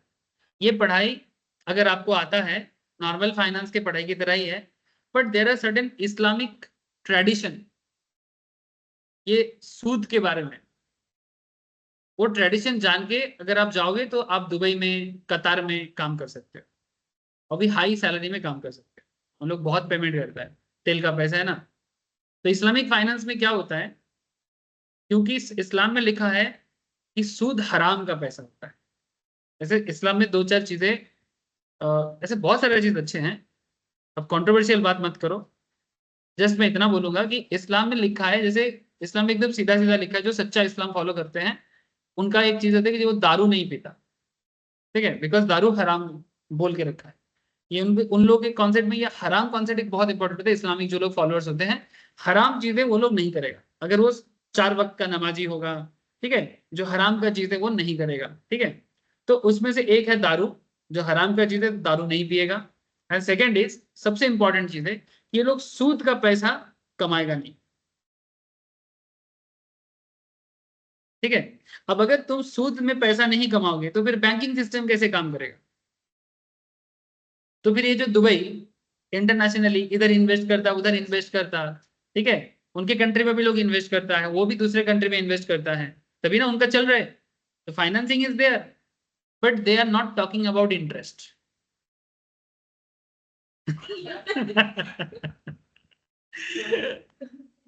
जो हाँ, ठीक है, ये जीरो कूपन बॉन्ड की तरह ही कुछ खेल खेलता है। ठीक है, क्या बोलेगा कि हम लोग सूद नहीं करेंगे, हम लोग इसको प्रॉफिट बोलेंगे, पार्ट ऑफ प्रॉफिट बोलेंगे, कुछ भी बोल देंगे, बट इसे हम लोग सूद नहीं बोलेंगे।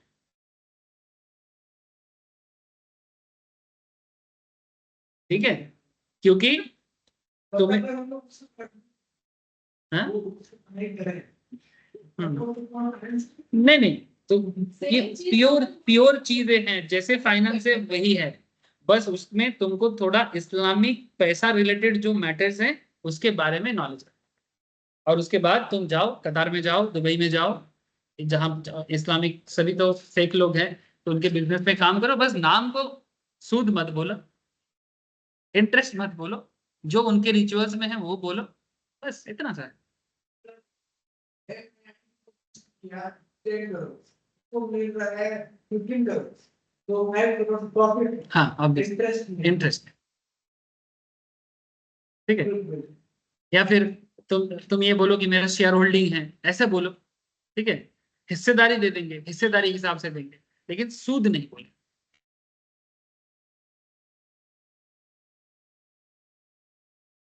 उसमें सूद नहीं दिखाया जाता, इंटरेस्ट नहीं है, सब सूद, वही सब चीजें तुमको जानना है, मेरे को नहीं पता इतना डिटेल्स में, बट इतना पता है कि इससे इस्लामिक फाइनेंस का जो मेन पर्पस है, हाँ, दुबई में बहुत काम करता है, दुबई में इंडियन चार्टर्ड लोग ही चलाता है।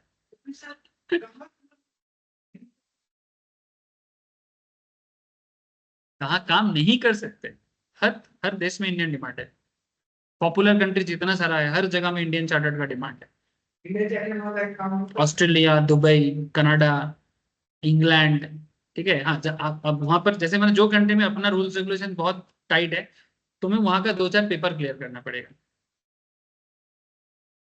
फाइनल लेवल में मे भी हो सकता है कि टैक्स का पेपर क्लियर करना पड़े, या फिर लॉ का पेपर, अकाउंट, फाइनेंस, कॉस्टिंग में कुछ नहीं करना है, वो सब एडजस्ट हो जाएगा, क्योंकि वो सब इंटरनेशनली सेम होता है, अकाउंटिंग, कॉस्टिंग, फाइनेंस, ठीक है, ये सब सेम होता है,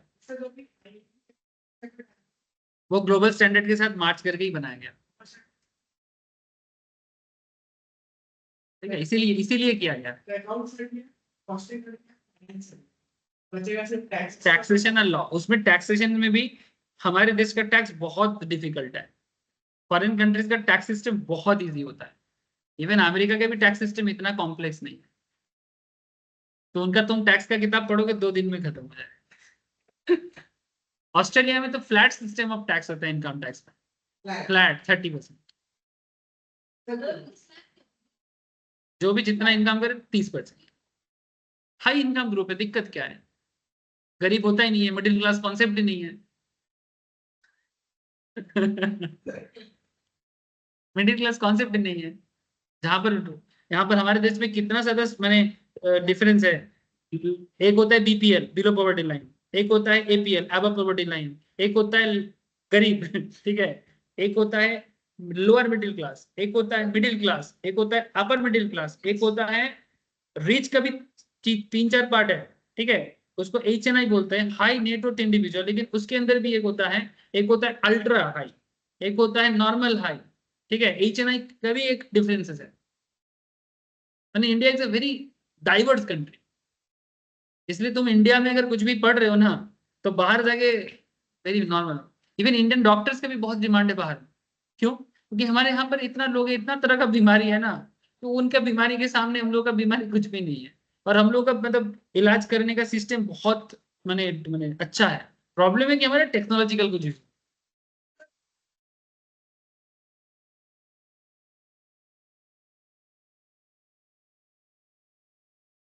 वही तो मैं क्या बोल रहा हूँ, अब वही तो मैं बोल रहा हूँ, नहीं, सबका डिग्री यूएस का नहीं है, पहले वो इंडिया से MBBS करता है, फिर FRCS लंदन करने जाते हैं, फेलोशिप करने जाते हैं, वो बेटर टेक्नोलॉजिकल कॉन्सेप्ट को और मेडिसिन के बारे में जानने, स्टार्ट तो यहीं से करते हैं। सारा बेस बेस तो यही का है। सुंदर पिचई इंग्लैंड में अमेरिका में जाके दादागिरी कर रहा है, मैंने गूगल का सीईओ बन के बैठा है, लेकिन उसका नॉलेज का हक तो आईआईटी ही दिया है। ठीक है, इंडिया का कमी बस इतना है कि हम लोग उस हायर लेवल में जो सॉफ्टवेयर का कॉन्सेप्ट है या टेक्नोलॉजिकल कॉन्सेप्ट है या रिसर्च का जो स्कोप है वो सब हमारे देश में मिसिंग करेंटली।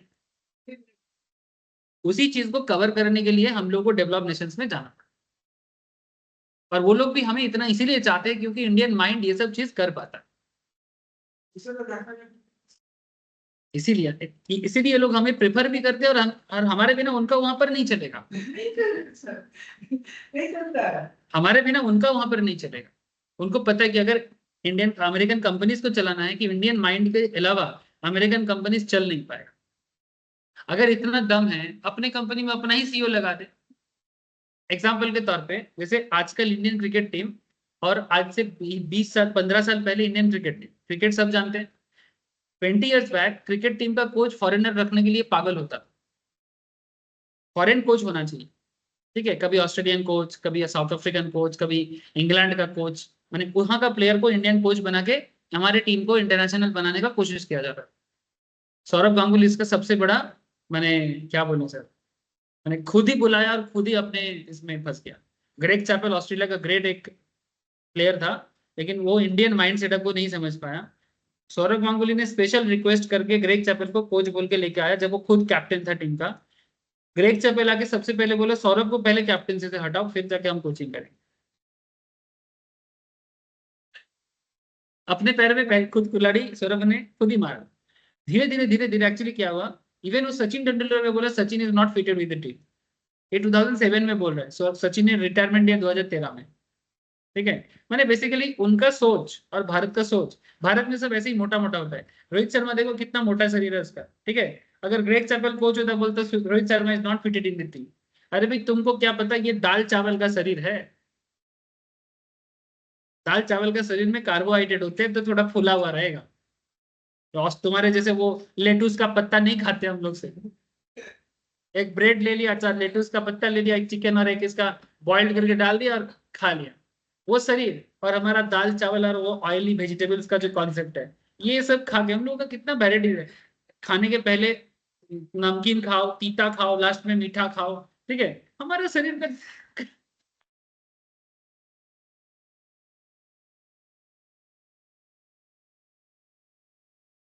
तो ये लोग समझते नहीं, इसलिए उसके बाद से धीरे धीरे ये फॉरेन कोच का कॉन्सेप्ट ही हट गया। लेकिन उससे पहले हमेशा फॉरेन कोच होता था।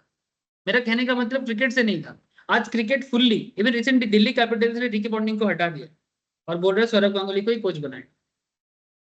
ठीक है, so what is the point कि जिस चीज में तुम अपने आप धीरे धीरे इंडिया क्या हो गया, क्रिकेट में सेल्फ सफिशिएंट हो चुका है, अब उन्हें फॉरेनर का जरूरत नहीं है। समझे? सिमिलरली बाकी फील्ड में भी सिमिलरली हमें सेल्फ सफिशिएंट होना पड़ेगा। जैसे जैसे हम लोग सेल्फ सफिशिएंट होते जाएंगे हमें फॉरेनर का जरूरत नहीं है। अब अमेरिका का देखो, वो सेल्फ सफिशिएंट नहीं है, तभी तो वो इंडियंस पे डिपेंड करता है। अगर वो सेल्फ सफिशिएंट होता तो थोड़ी ना हमको नौकरी देता।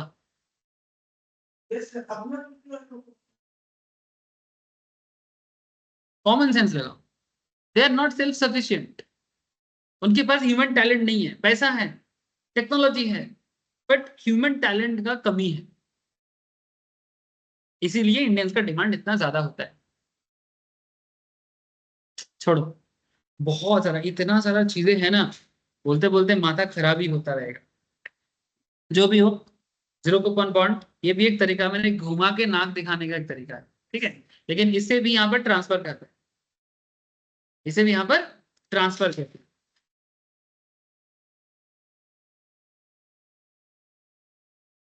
ये वाला भी देखो, there are certain types of transaction which have the effect of transferring or enabling the enjoyment of an immovable property. A person may become a member of a cooperative society. ये वाला कॉन्सेप्ट देखो, बड़ा गजब का concept है। Company or other association of persons which may be building houses or flats where he pays an agreed amount, the society etc. hands over possession of the house to the person concerned. No conveyance is registered for the purpose of income tax. The above transaction is a transfer. ये क्या चीज है, कभी सुना ही नहीं आप लोग शायद। कोऑपरेटिव सोसाइटी क्या होता है पहले ये जानना पड़ेगा। ये आजकल जो बिल्डिंग सोसाइटीज होता है ना सर, एक सोसाइटी के अंदर कम से कम, हाँ बोलो सर बोलो, ये कुछ बोल কিছু স্যার বলছিস বলছি বল। কোঅপারেটিভ সোসাইটিতে মানে ও যে মেম্বার হয়েছে সে যদি বিল্ডিং ফ্ল্যাট নিচ্ছে মানে ওদের থেকে পুরো কিনেই নিচ্ছে তাই তো, না মানে ওকে এমনি হ্যান্ড ওভার माने করছে মানে माने कॉन्सेप्ट इज लाइक दैट, अगर तुम कोऑपरेटिव सोसाइटी में हो तो तुम ना जैसे नॉर्मल, जैसे मैंने जैसे ये जो मैंने आप लोग जिस बिल्डिंग में भी हो, जैसे मैं इसमें में रहता हूँ, तो ये बिल्डिंग इंडिपेंडेंट बिल्डिंग, ये कोई कोऑपरेटिव का पार्ट नहीं, ठीक है। तो यहाँ पर तुमको केस्टोपुर एरिया में इंडिपेंडेंट फ्लैट बहुत मिलेगा, ठीक है। हाँ वो सोसाइटी है, वो सोसाइटी है, वेरी गुड। जैसे उल्टा साइड में नेचुरल ग्रीन है, नीलकमल बोल के हैं, ये सब सोसाइटी है। इनका जो बिल्डर है ये पहले अपने आप को सोसाइटी रजिस्ट्रेशन एक्ट के थ्रू से, कोऑपरेटिव से पहले अपने आप को रजिस्टर किया, उस सोसाइटी के तहत वो वहां पर एक पूरा बिल्डिंग का एक कॉम्प्लेक्स बनाया, जिसको एक पूरा घेरा लगा के फिर उसके अंदर 10 प्लॉट, 10 बिल्डिंग, 15 बिल्डिंग करके बनाया। एक एक बिल्डिंग में लोगों को फ्लैट देना है, लेकिन वहां पर कोई भी जाके ऐसे मेरे को ये वाला फ्लैट देना है ऐसा करके नहीं कर सकता, ठीक है। क्या करना है, तुमको पहले जाके सोसाइटी का मेंबर बनना पड़ेगा। अगर वो लोग मैंने इस तरह का कॉन्सेप्ट को चला है, पहले तुम सोसाइटी का मेंबर हो, उसका एक मेंबरशिप फीस होता है, उस मेंबरशिप फीस के बाद तुम उस सोसाइटी में बिल्डिंग खरीदने के एलिजिबल हो। तुम्हें खरीदना ही पड़ेगा, लेकिन पहले तुम्हें मेंबर बनना पड़ेगा। इवन अगर मानो तुम कभी बेचना चाहते हो तो तुम इंडिपेंडेंटली नहीं बेच सकते विदाउट सोसाइटीज परमिशन। फिर जब कोई सोसाइटी में आएगा खरीदने के लिए, फिर सोसाइटी तुम्हारे लिए बायर सेलर को मीट कराएगा और फिर जाके तुम बिल्डिंग बेच सकते। And it's not like a freehold। हाँ बोलो सर। মানে কিনতে গেলে আগে মেম্বার হতেই হবে? Obviously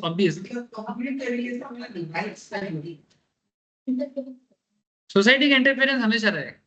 इंडिपेंडेंटली जैसे नहीं फ्लैट बिक रहा है बोल के तुम जाके खरीद लो, कैसे नहीं चलेगा, विदाउट सोसाइटी नहीं चलेगा। अगर वो लोग सोसाइटी कॉन्सेप्ट पे चल रहा है तो मेरे को नहीं पता कि कौन कैसे चला रहा है, बट नॉर्मली सोसाइटी कॉन्सेप्ट में जो चलता है वो इसी कॉन्सेप्ट में चलता है, इसीलिए नाम सोसाइटी है, इसीलिए नाम सोसाइटी है।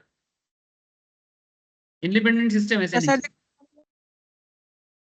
আর স্যার বলছি যে কোম্পানিতে লেখা আছে তো ওইখানে তো মেম্বার হতে গেলে শেয়ারস কিনে তবেই তো মেম্বার হওয়া যায়, তো ও এমনি এমনি ফ্ল্যাট কেনার জন্য থোড়া মেম্বার कंपनी का मेंबर होने के लिए कंपनी का शेयर खरीदना पड़ता है, और सोसाइटी में मेंबर होने के लिए सोसाइटी का रजिस्ट्रेशन मेंबरशिप चार्जेस देना पड़ता है, ठीक है। इसको शेयर होल्डिंग नहीं है। जैसे अमूल इंडिया का सबसे बड़ा एंड इवन वर्ल्ड का सबसे बड़ा दूध का कंपनी है, ठीक है। रिसेंटली अमूल तो अमेरिकन टीम को भी स्पॉन्सर किया था, साउथ अफ्रीकन टीम को भी स्पॉन्सर किया वर्ल्ड कप में, देखा नहीं आप लोग? वो लोग अमूल का जर्सी पहन के खेल रहा था, समझे कुछ? हम लोग उनका पेप्सी का जर्सी पहन के खेलते थे, आज वो लोग हमारा अमूल का जर्सी पहन के खेलता है। कुछ तो चेंज हो रहा है। पाकिस्तान आज भी पेप्सी का ही, पाकिस्तान आज भी वो जर्सी जो पहनते हैं आज भी वो पेप्सी के दुआ से पहनते हैं। मैंने आज भी एक कंपनी नहीं बना पाया जिसका जर्सी पहन के दूसरा कंट्री खेले, इसलिए बोलते हैं ना बाप बाप होता है, बेटा बेटा ही होता है।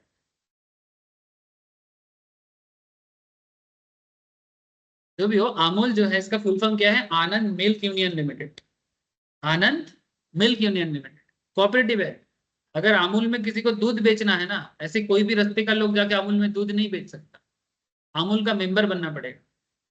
अमूल का मेंबर बनने के लिए जितना तुम्हारा गाय होगा या भैंस होगा उसके हिसाब से तुम्हारा मेंबरशिप होगा, प्रोपोर्शनेट मेंबरशिप। मानो अमूल के पास आज की डेट में 50 लाख गाय है, तो 50 लाख अमूल का खुद का नहीं है, सब इंडिविजुअल गाय है, लेकिन वो इंडिविजुअल अमूल को दूध बेचता है और अपने अपने गाय या भैंस के नंबर के हिसाब से उसको अमूल में मेंबरशिप मिला है। और इस मेंबरशिप के तहत जितना अमूल में दूध बिकेगा उसके हिसाब से उनको प्रॉफिट डिस्ट्रीब्यूट प्रोपोर्शनेट।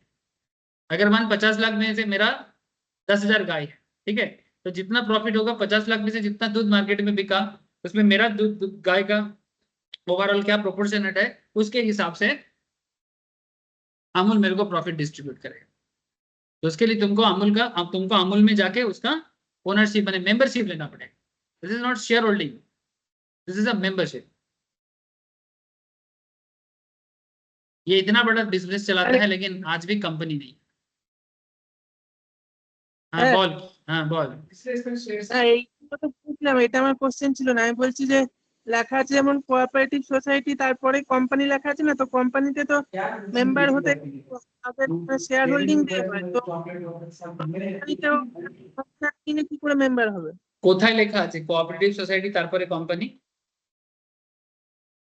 তো ফার্স্ট লাইনে আছে। কোনখানটাতে? এইটা এইটা বলছিস?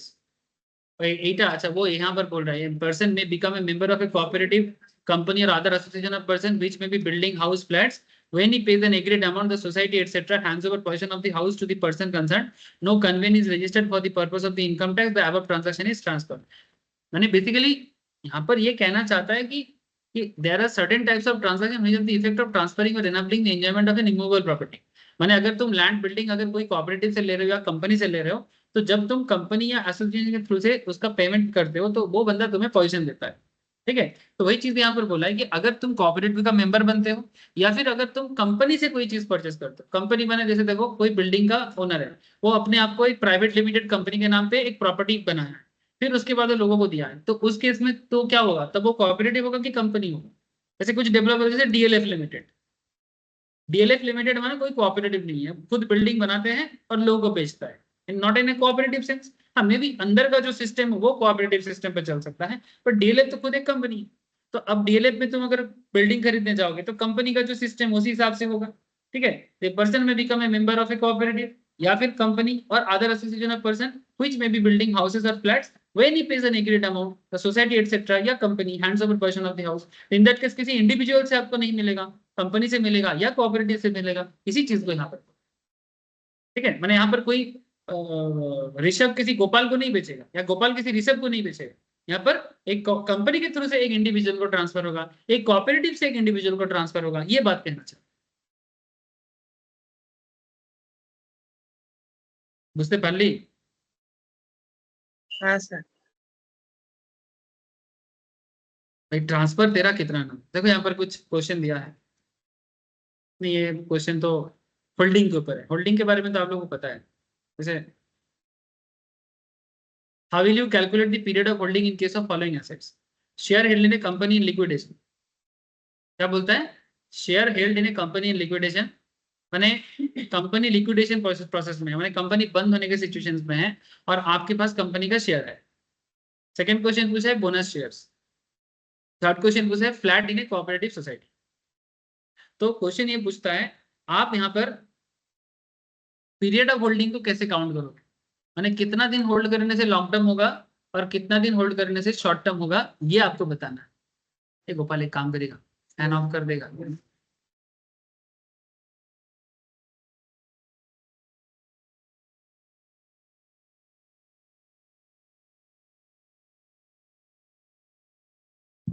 স্যার বলছি লিজ যে দেয় মানে 20-25 বছরের, তখন যে মানে ওই সার্টেন টাইমের জন্য যে অ্যাসেটস এর রাইটস ট্রান্সফার করে, ওটা কিসের মধ্যে আসবে? লিজটা ট্রান্সফার নয়, লিজে তো ওনারশিপ ট্রান্সফার হয় না, না তো লিজে কখনো ক্যাপিটাল গেইন হয় না। लीज तो रेंटल रेंटल लीज इनकम तो रेंटल इनकम होता है ना, लीज इनकम। আর হয় না যেখানে ওই মানে ওই অ্যাগ্রিড ইয়ারের জন্য শুধু ট্রান্সফার করে? लीज तो रेंटल में आ जाएगा। इसमें वो सबलेटिंग नहीं सबलेटिंग, सबलेटिंग अदर सोर्स में आता है। हाँ इनकम हाउस प्रॉपर्टी का अंदर था, सबलेटिंग माने तुम किसी का प्रॉपर्टी लेके फिर उसको तुम दूसरे को रेंट दे रहे हो। ठीक है, वो अगर तुम्हारा बिजनेस है तो रेगुलर बिजनेस में आएगा, अगर वो आपका प्रॉपर्टी से इनकम होगा तो प्रॉपर्टी का इनकम तो हाउस प्रॉपर्टी में जाएगा। प्रॉपर्टी आपका नहीं है, आपने रेंटेड प्रॉपर्टी में दूसरे को दे रहे हो, तो फिर वो आपका अगर रेगुलर काम है तो फिर बिजनेस है, अगर रेगुलर काम नहीं है तो अदर सोर्स में। ठीक है, और ऋषभ मुझे जो पूछ रहा है, ऋषभ का क्वेश्चन क्या है और एक बार पूछ। তার মানে লিজেরও আর একটা যে মানে দুটো টাইপের হয় না, আর একটাতে যে মানে ইয়ার মানে একটা স্পেসিফাইড ইয়ারের জন্য ওকে প্রপার্টি রাইটস দেওয়া হয়, তারপরে আবার নিয়ে নেয়, তো সেটাতেও মানে কোনো ক্যাপিটাল গেইন হবে না? ना, लीज में कभी ओनरशिप भी ट्रांसफर नहीं होगा। हम लोग यहाँ पर कैपिटल एसेट ट्रांसफर के टाइम पे क्या लिखे थे, कैपिटल एसेट का डेफिनेशन क्या था, बोलो। মানে ওনারশিপ যখন ট্রান্সফার হয় তখন ক্যাপিটাল हाँ। গেন। ठीक है, इवन कैपिटल गेन के डेफिनेशंस को पढ़ो। कैपिटल गेन किसको बोला? Any profits or gains arising from the transfer of capital asset effected in the previous year shall be chargeable to income tax under capital gains and shall be deemed to be the income of the previous year and is a transfer to. तो normally इसमें asset का transfer होना जरूरी है। Yes. ठीक है, तो जैसे कि ट्रांसफर का मतलब यहाँ पर क्या है, सिर्फ सेल नहीं, ट्रांसफर का मतलब इतना सारा चीज है जिसमें हम लोग तब से बातें कर रहे हैं। अगर ये सब चीजें आ रहा है तो हम उसे ट्रांसफर बोलेंगे, और इसमें जो भी इनकम अराइज होगा उसे हम कैपिटल गेन में डाल सकते Sir, capital asset. हैं। ठीक है, ये चीज अगर हो तो हम कैपिटल गेन में डालेंगे, अगर इसके अंदर ऐसा कहीं पर भी बोला नहीं है तो उसके हम लोग नहीं डालेंगे। अब चाहे वो जो भी हो, फर्क नहीं पड़ता। Yes, sir. हाँ, उसका क्वेश्चन है कि लीज के थ्रू से जो ट्रांसफर होता है, ठीक है, मानो कि मैं किसी को 10 साल 15 साल के लिए एक दे दिया और उसके लिए एक मैंने एक पोजीशन राइट ले लिया। ठीक है, अब ये बिल्डिंग में 10-20 साल के लिए यूज करूंगा और बदले में उनको एक पेमेंट किया, तो क्या ये पेमेंट को मैं कैपिटल गेन बोल सकता हूँ? ये उसका क्वेश्चन है। Sir, जिसके बारे में नहीं लिखा हो वो नहीं. ठीक है, लेकिन इसके बारे में यहाँ पर ऐसा कोई भी पॉइंट ट्रांसफर में ऐसा लीज के बारे में यहाँ पर मेंशन नहीं किया है। अब एक भी पॉइंट में मेरे को दिखाओ। ठीक है, हाँ ये हो सकता है, जैसे मानो rights, extinguishment of any rights दे रहे हैं। ठीक है, जैसे सेल तो समझ में आ गया, एक्सचेंज माने किसी चीज के बदले कोई चीज ले रहे हैं। Balance. ठीक है, रिलिंक्विशमेंट माने बेसिकली आपका शेयर किसी और को दे रहे हो आप, सिमिलर काइंड ऑफ माने अपना त्याग करके किसी को दे रहे हो, ले रहे हो, इस तरह। एक्सटिंग्विशमेंट ऑफ एनी राइट्स माने आपका राइट आप किसी को दे रहे हो बदले में, हाँ ये इसमें आ सकता है, जो एक्चुअली खत्म मेरा राइट्स।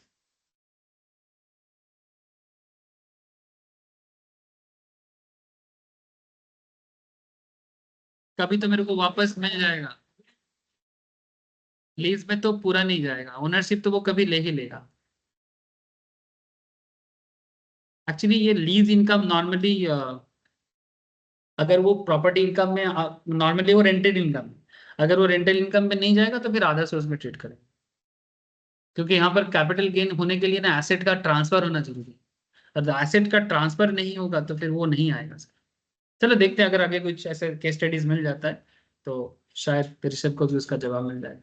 अच्छा, फिलहाल होल्डिंग पीरियड के बारे में जो बात हो रहा था कि अगर कोई शेयर में होल्ड कर रहा हूँ जिस बिजनेस का लिक्विडेशन चल रहा है, मैंने बिजनेस बंद के कगार में है, लिक्विडेशन प्रोसेस में, और मेरे पास शेयर है, तो इसमें मेरा कैपिटल गेन का क्या स्थिति बनेगा? The period after the date on which the company goes into liquidation, the period after the date on which the company goes into liquidation, मैंने जिस डेट के बाद कंपनी लिक्विडेशन प्रोसेस में क्या है, लिक्विडेशन प्रोसेस के जाने का ना एक डेट होता है। जैसे मानो आपका कंपनी चल रहा है और चलते चलते आप बोल रहे हो कि इसके बाद मेरा कंपनी और नहीं रहेगा, तो आप बेसिकली कंपनी को क्या करोगे, एक एंटिटी कॉन्सेप्ट से उसको एक लिक्विडेट कॉन्सेप्ट में कन्वर्ट कर दोगे, मैंने वो कंपनी धीरे धीरे और नहीं रहेगा। ठीक है, तो नहीं रहने का मतलब यही है कि आगे से कंपनी का जो भी मार्केट लाइबिलिटीज वगैरह है, जो भी उसका मैंने किसी के साथ कोई भी ऑब्लिगेशन जो भी चल रहा है, वो धीरे धीरे क्या करना पड़ेगा, सेटल करना पड़ेगा। वही सेटलमेंट पीरियड से ही लिक्विडेशन प्रोसेस चालू होता है, समझे? तो वही चीज यहाँ पर बोल रहा है, period after the date on which the company goes into the liquidation shall be excluded while calculating the period of holding. तो लिक्विडेशन के बाद वाला पीरियड को साइड करेंगे, लिक्विडेशन से पहले कितना दिन मेरे पास वो कंपनी का शेयर था वो काउंट करेंगे।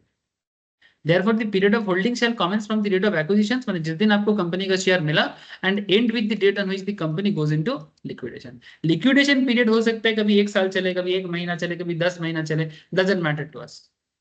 तो कोई शेयर मैं कितना दिन होल्ड कर रहा हूँ ये फुल्ली डिपेंड करता है लिक्विडेशन प्रोसेस में। अगर कंपनी है तो जिस दिन मैंने लिया उस दिन से लेके लिक्विडेशन जिस दिन चालू हुआ उस डेट तक, समझे? ठीक है, ये बहुत ही अच्छा एक क्वेश्चन है। ठीक है, कि अगर कंपनी लिक्विडेशन पीरियड में है और मैं कंपनी का शेयर होल्ड कर रहा हूं तो मेरा शेयर का जो गेन है वो लॉन्ग टर्म होगा कि शॉर्ट टर्म होगा। बाकी शेयर का होल्डिंग नॉर्मली कितना दिन होना चाहिए, 1 ईयर होना चाहिए ना, 12 मंथ्स होना चाहिए। तो 12 मंथ से ज्यादा होने से लॉन्ग टर्म हो जाता है, 12 मंथ से कम होने से शॉर्ट टर्म। अच्छा, बोनस शेयर का कॉन्सेप्ट क्या है? सर, हाँ बोलो। इसी पॉइंट में हम ये पूछना चाह रहे थे, जहाँ पर पीरियड ऑफ होल्डिंग में हम अप्लाई करते हैं उसके नीचे एक नोट लिखा हुआ है, उस नोट में ये बोल रहा है कि हम लोग जो पढ़े सिक्योरिटी अदर देन यूनिट, या फिर अगर मार्केट लिंक डिवेंचर्स और units of specified mutual fund, hmm, इसमें बोल रहा है कि capital gains arising from transfer of market link debentures और units of specified mutual fund would always be capital gains, हमेशा कैपिटल गेन रहेगा arising from the transfer of short term capital assets. तो इसमें क्या वो क्या है, ये वाला पूछ रहा है ना, इसको शॉर्ट टर्म माने कि लॉन्ग टर्म माने? capital gain arising from transfer of market linked debentures and units of specified mutual funds would always be capital gain arising from transfer of short term capital asset irrespective of the period of holding of such asset। इसका मतलब आप इसको हमेशा short term मानोगे, long term नहीं मानोगे। Holding period ज्यादा भी हो तो शॉर्ट टर्म ही माना जाएगा, ठीक है, जो नॉर्मली इसमें एक्सक्लूड किया गया था। ये देखो, सिक्योरिटी अदर देन यूनिट है ना, listed in recognised stock exchange other than market link debenture and unit of specified में, ये जो यहाँ पर एक्सक्लूडेड था, इसके बारे में बोला है कि अगर तुम ऐसा कुछ भी होल्ड करते हो, capital gain arising from transfer of market link debentures, market link debenture बने जिसका मार्केट में ट्रेड हो रहा है, जैसे एनएसई में कुछ फंड ट्रेड होता है और वो फंड जो ट्रेड हो रहा है वो डिवेंचर से लिंक्ड है, ठीक है। तो मार्केट लिंक डिवेंचर मैंने डिवेंचर नॉर्मल भी होता है, जैसे कंपनी ने डिवेंचर इशू किया, मैंने खरीदा, लेकिन मेरा डिवेंचर मार्केट में ट्रेड होगा तो उसको मार्केट लिंक बोले, अगर वो मार्केट में ट्रेड नहीं होता है तो उसको मार्केट लिंक नहीं बोले। तो यहाँ पर वो मार्केट लिंक डिवेंचर का बात कर, जो अनलिस्टेड शेयर मैंने जो शेयर मार्केट में लिस्टेड नहीं, मैंने ऐसा कंपनी का शेयर जो अनलिस्टेड है, जिसका आईपीओ अभी तक नहीं है। हाँ सिंपल बात है, जिसका आईपीओ अभी तक। थैंक यू सर, ठीक है, ठीक है। तो ये शॉर्ट टर्म में ही ट्रेड होगा irrespective of the holding period, मैंने चाहे तुम 2 साल होल्ड, 1 साल से ज्यादा भी होल्ड करो, फिर भी उसको शॉर्ट टर्म में ही काउंट किया जाएगा। Yes. बोनस शेयर के बारे में क्या बोला, बोनस शेयर कितना दिन होल्ड करना चाहिए, the period of holding shall be record from the date of allotment of bonus shares and will end with the date of transfer. मैंने लास्ट दिन एक क्वेश्चन किया था ना, उसमें बोनस शेयर था, मैंने जिस दिन कंपनी ने बोनस दिया, ठीक है, उस दिन से लेके date of allotment of bonus share, मैंने period of holding shall be record from the date of allotment of bonus share and will end of the date of transfer, मैंने आप जिस दिन बोनस शेयर को किसी और को ट्रांसफर कर दोगे, ठीक है। जैसे मैं आपको एक चीज बताता हूँ, जैसे रिसेंटली मेरे साथ एक रिसेंट चीजें हुआ है, मेरे को जियो फाइनेंस का बोनस मिला था, जियो फाइनेंस है ना, हाँ जियो फाइनेंशियल, ये पहले रिलायंस का ही पार्ट था, ठीक है। जब रिलायंस से ये अलग हुआ तो मेरे पास रिलायंस का अप्रोक्स 20 शेयर था, तो 20 शेयर रिलायंस का था बोल के मेरे को जियो फाइनेंस का भी 20 शेयर, ठीक है। तो ये मेरे को एक्चुअली बोनस के रूप में मिला, और क्योंकि यहाँ पर कंपनी अलग हुआ है तो हर किसी को मुकेश अंबानी ने जितना शेयर रिलायंस का होल्ड करता था उतना ही शेयर जियो फाइनेंस का दिया। तो आज मेरे पास रिलायंस का शेयर तो 20 है ही, उल्टा मेरे पास जियो फाइनेंस का भी 20 शेयर है, जिसके लिए मेरे को कुछ पेमेंट नहीं करना पड़ा, वो मेरे को फ्री में मिला। उल्टा जब मेरे को मिला तब रिलायंस का शेयर का दाम चल रहा था 100 रुपीज करके इसका, ये 6 महीने पहले ही हुआ, और भी थोड़ा सा पहले 214 लिस्टिंग है, लेकिन मेरे को मिला था 120 में, ठीक है। उसके बाद से ये अभी ये सिचुएशन है, ठीक है। अब यहाँ पर मैं जो गेन करूंगा ये बोनस ही एक तरह का मेरे पास, ठीक है, क्योंकि मैंने इसके लिए कुछ पेमेंट थोड़ी ना किया।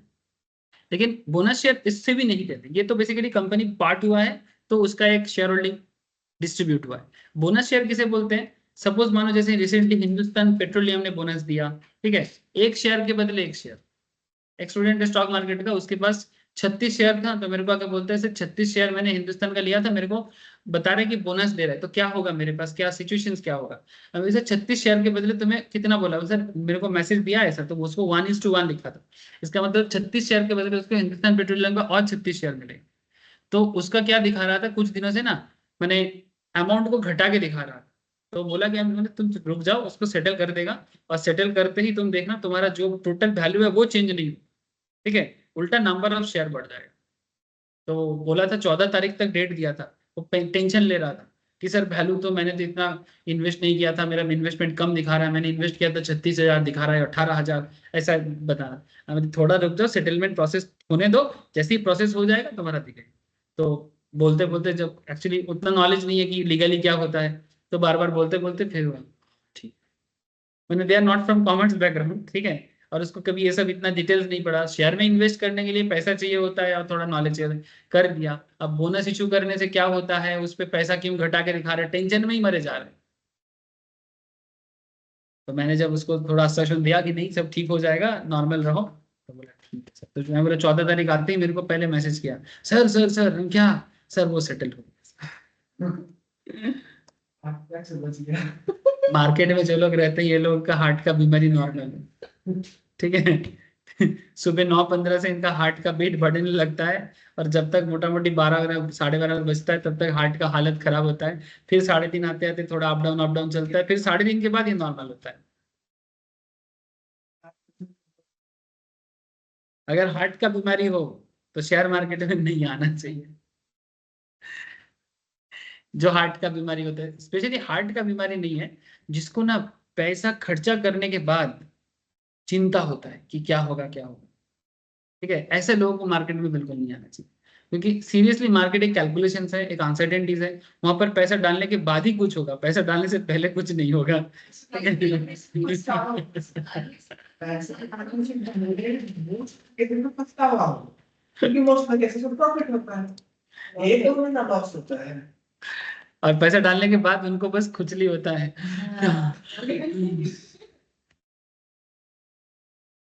सर ये क्या क्या इसको पढ़े निस्म का एनालिसिस निस्म का पढ़ाएंगे क्या स्टॉक ट्रेडिंग? Stock trading? हाँ, इसका नीसिम नहीं, NISM, national institute of security market, SEBI का पढ़ाई। तो इसको जो लोग यहाँ पर पढ़ रहे हैं वो इसी का पढ़ाएंगे।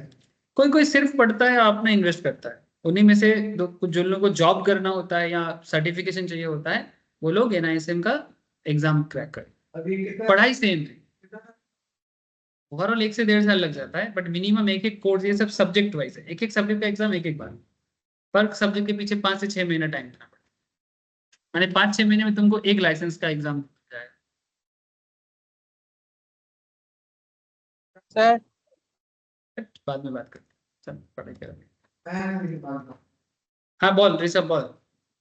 স্যার বলছি ডোনেশন দিয়ে যদি মানে কোনো অ্যাসেট দিল তো কিন্তু এটাতে তো কোনো কনসিডারেশন হচ্ছে না, তো মানে ওটা তাহলে ট্রান্সফারের কোন সেকশন মানে কোন পার্টটাই আসবে?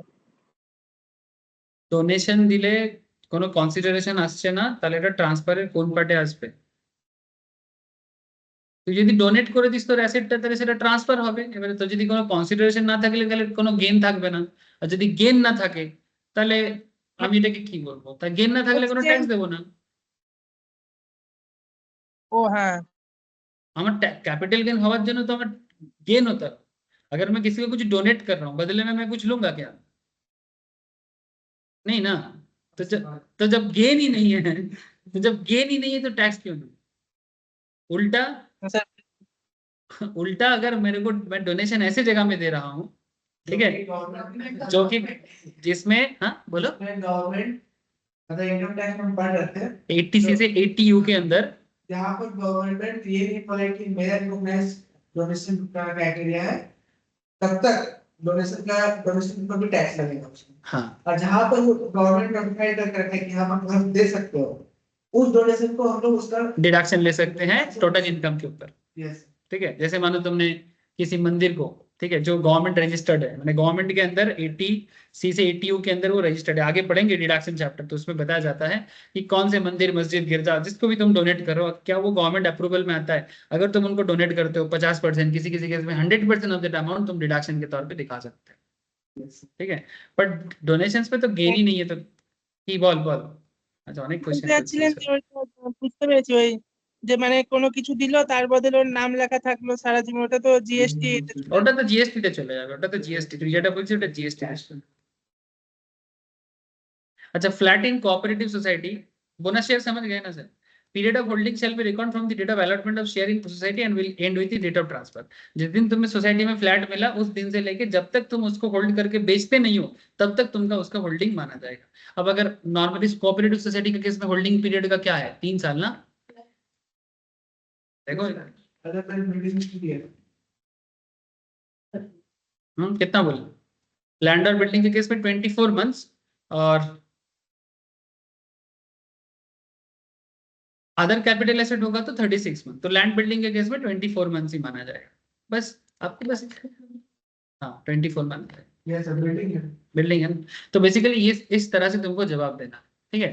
देखो इसमें और एक चीज बोला, any transaction whether by you are becoming a member और acquiring share of cooperative society और बाय ऑफ एनी एग्रीमेंट और any agreement in any other manner whatsoever which has the effect of transferring or enabling enjoyment any movable properties transfer as per section 247 subsection 6.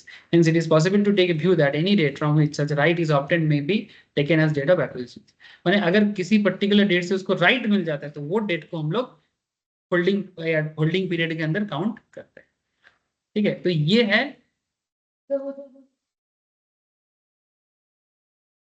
हाँ position holding period में count होगा, बिल्कुल, ठीक है। अच्छा यहाँ पर एक और चीज है, जैसे आपको मैंने अभी तक क्या बताया कि होल्डिंग पीरियड बने, सॉरी ट्रांसफर क्या होता है, तो there are certain rules also जिस पे ट्रांसफर नहीं होता है, पर कैपिटल गेन नहीं होगा। लेकिन लगेगा कि ट्रांसफर है। ये सेक्शन 47, सेक्शन 2 सबसेक्शन 47 में ट्रांसफर बोला है और सेक्शन 47 में ट्रांसफर का ही, ठीक है, ट्रांसफर का ही जो ऑपोजिट व्यू है उसको बोला है। ऑपोजिट व्यू माने देखने में ट्रांसफर है पर ट्रांसफर नहीं, ठीक है।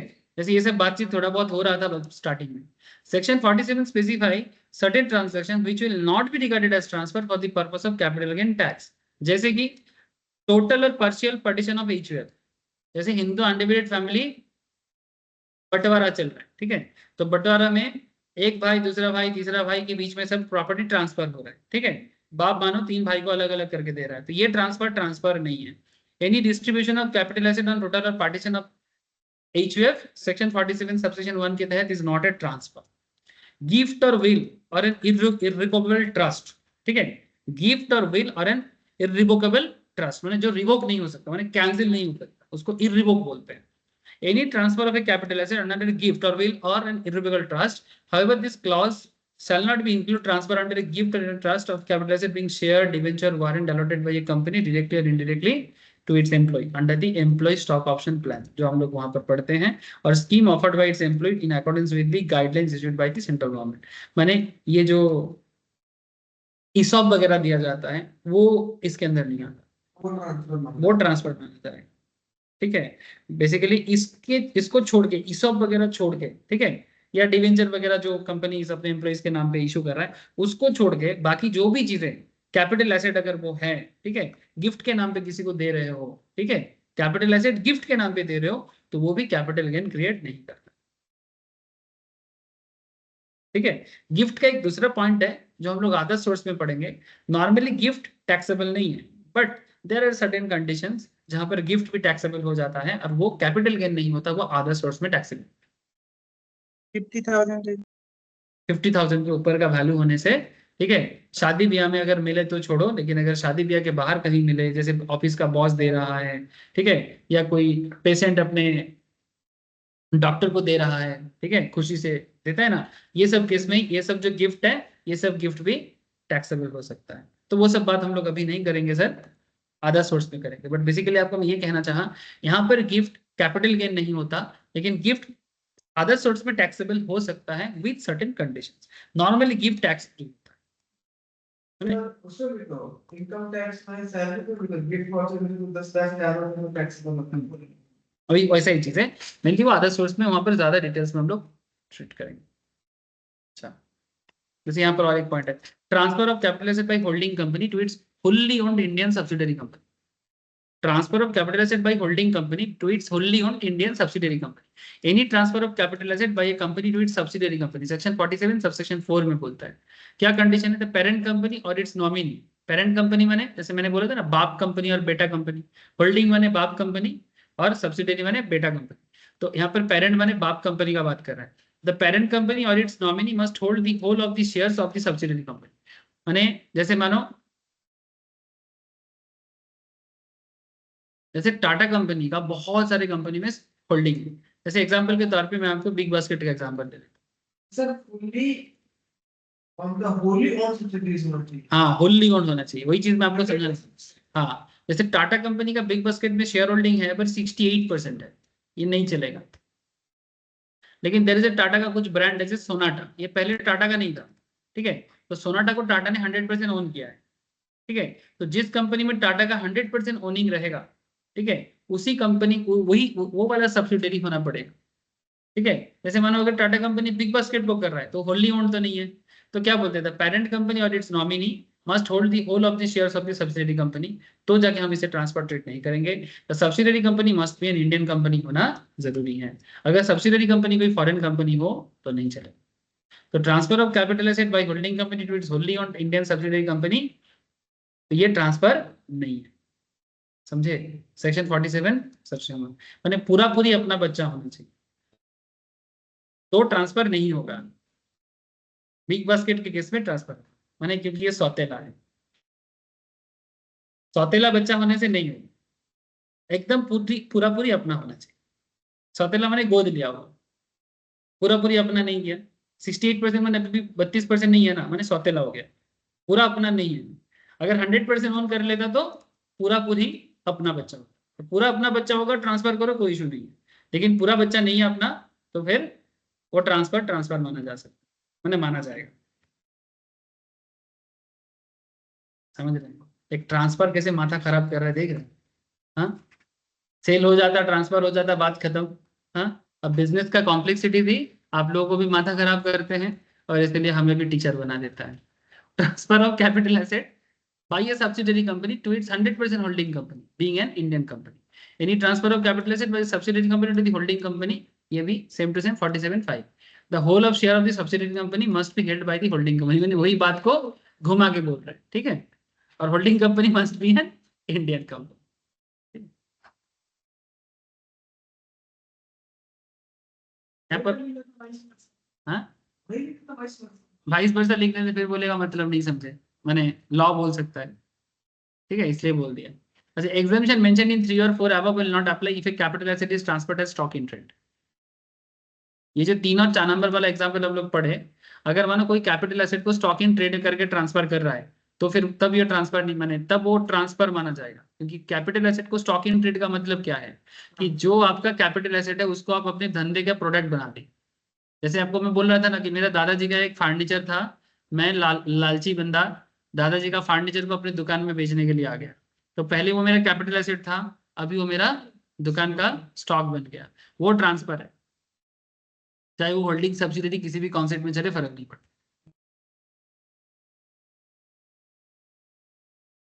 सबको पूछते हैं एक बार, ये सवाल पूछते बार से तो। हेलो, हाँ sir. Transfer of capital asset by the demerged company to the resulting Indian company is in a scheme of demerger. Demerger क्या होता है, जैसे रिलायंस से जियो फाइनेंस अलग हुआ है, हाँ, 2 कंपनी अलग हुआ है। रिलायंस से जब जियो फाइनेंस अलग हुआ, ये अलग हुआ ना, जुड़ा तो नहीं ना, रिलायंस से निकल के एक दूसरा कंपनी बना, तो इसको बोलते हैं डीमार्जिंग। जैसे HDFC बैंक एंड HDFC दोनों मिला के बना HDFC बैंक, तो उसको बोलते हैं मार्ज होना, समझे। वोडाफोन आइडिया मार्ज होना, ठीक है। जब 2 कंपनी टूट के एक दूसरा कंपनी बनता है उसे डीमार्ज करते हैं। तो transfer of capital asset by demerged company to the resulting Indian company in a scheme of demerger. Any transfer in a demerger of capital asset by demerged company to the resulting company if the resulting company is an Indian company, तो इसे भी transfer माना नहीं जाएगा। माने रिलायंस का जो जियो finance बना है, ठीक है, this is not a transfer, समझे। ट्रांसफर और issue of shares by resulting company in scheme of demerger, माने वही उसी का उल्टा बात कर रहा है। एनी ट्रांसफर और issue of shares by resulting company in scheme of demerger to the share holder of demerged company if the transfer is made in consideration of demerger of the undertaking, तो वो transfer नहीं माना जाएगा। Transfer of share by share holding in scheme of amalgamation, amalgamation में जब 2 company जोड़ता है। Any transfer by share holder in scheme of amalgamation of shares held by him in amalgamating company, वो भी ट्रांसफर नहीं। तो जब 2 कंपनी जुड़े तो उसमें जो शेयर ट्रांसफर होगा वो भी ट्रांसफर नहीं है। जब 2 कंपनी अलग होगा, ठीक है, तो वो भी ट्रांसफर नहीं। इसका मतलब मेरे को जो रिलायंस का शेयर मिला है वो ट्रांसफर नहीं है। অ্যামালগামেশন মার্জার আর জয়েন্ট সব মানে একই না? হ্যাঁ, এখানে এখানে এখানে মানে সেম, অ্যাকাউন্টিং সেন্সে একটু ডিফারেন্স হতে পারে, বাট এখানে সবকিছুর মানে सेम। समझ में आया सर? Yes, sir. ठीक है, तो ये थर्ड। हाँ,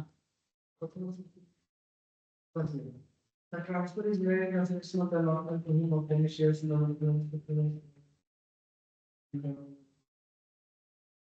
क्या बोल रहे हैं सर?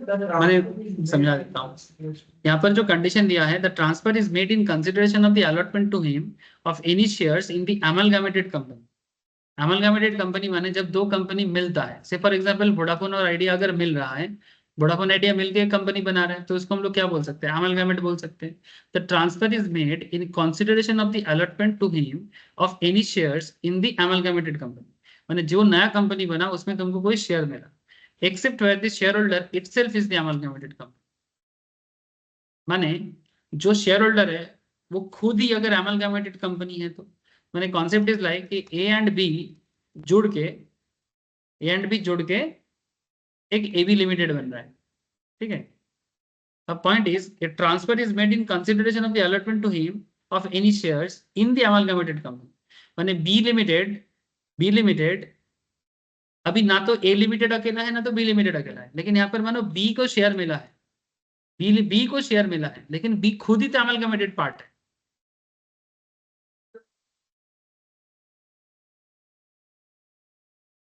मैंने कहने का मतलब है कि अगर कंपनी का शेयर, जब दो कंपनी मार्ज होता है, मार्ज होने के बाद मानो यहाँ पर दो बंदा है, एक बंदे का नाम ए है, दूसरे का नाम बी है। अब दोनों मिला के एक कंपनी बनाया था, अलग अलग था, अब दोनों मार्ज कर रहे हैं, मैंने अमलगमेट कर रहे हैं। अब इस अमलगमेशन के टाइम पे कुछ शेयर जब ए बी लिमिटेड बनेगा, उसमें कुछ शेयर तो बी के नाम पे भी होगा और कुछ शेयर ए के नाम पे होगा, है ना। तो कहता है the transfer is made in consideration of the allotment to him, say for example हमारे केस में B, of any shares in the amalgamated company. माने अगर ए बी लिमिटेड में बी को कुछ शेयर जो मिल रहा है, ठीक है, इसे हम लोग नॉर्मली ट्रांसफर नहीं बोलेंगे, except where the share holder itself in the amalgamated company.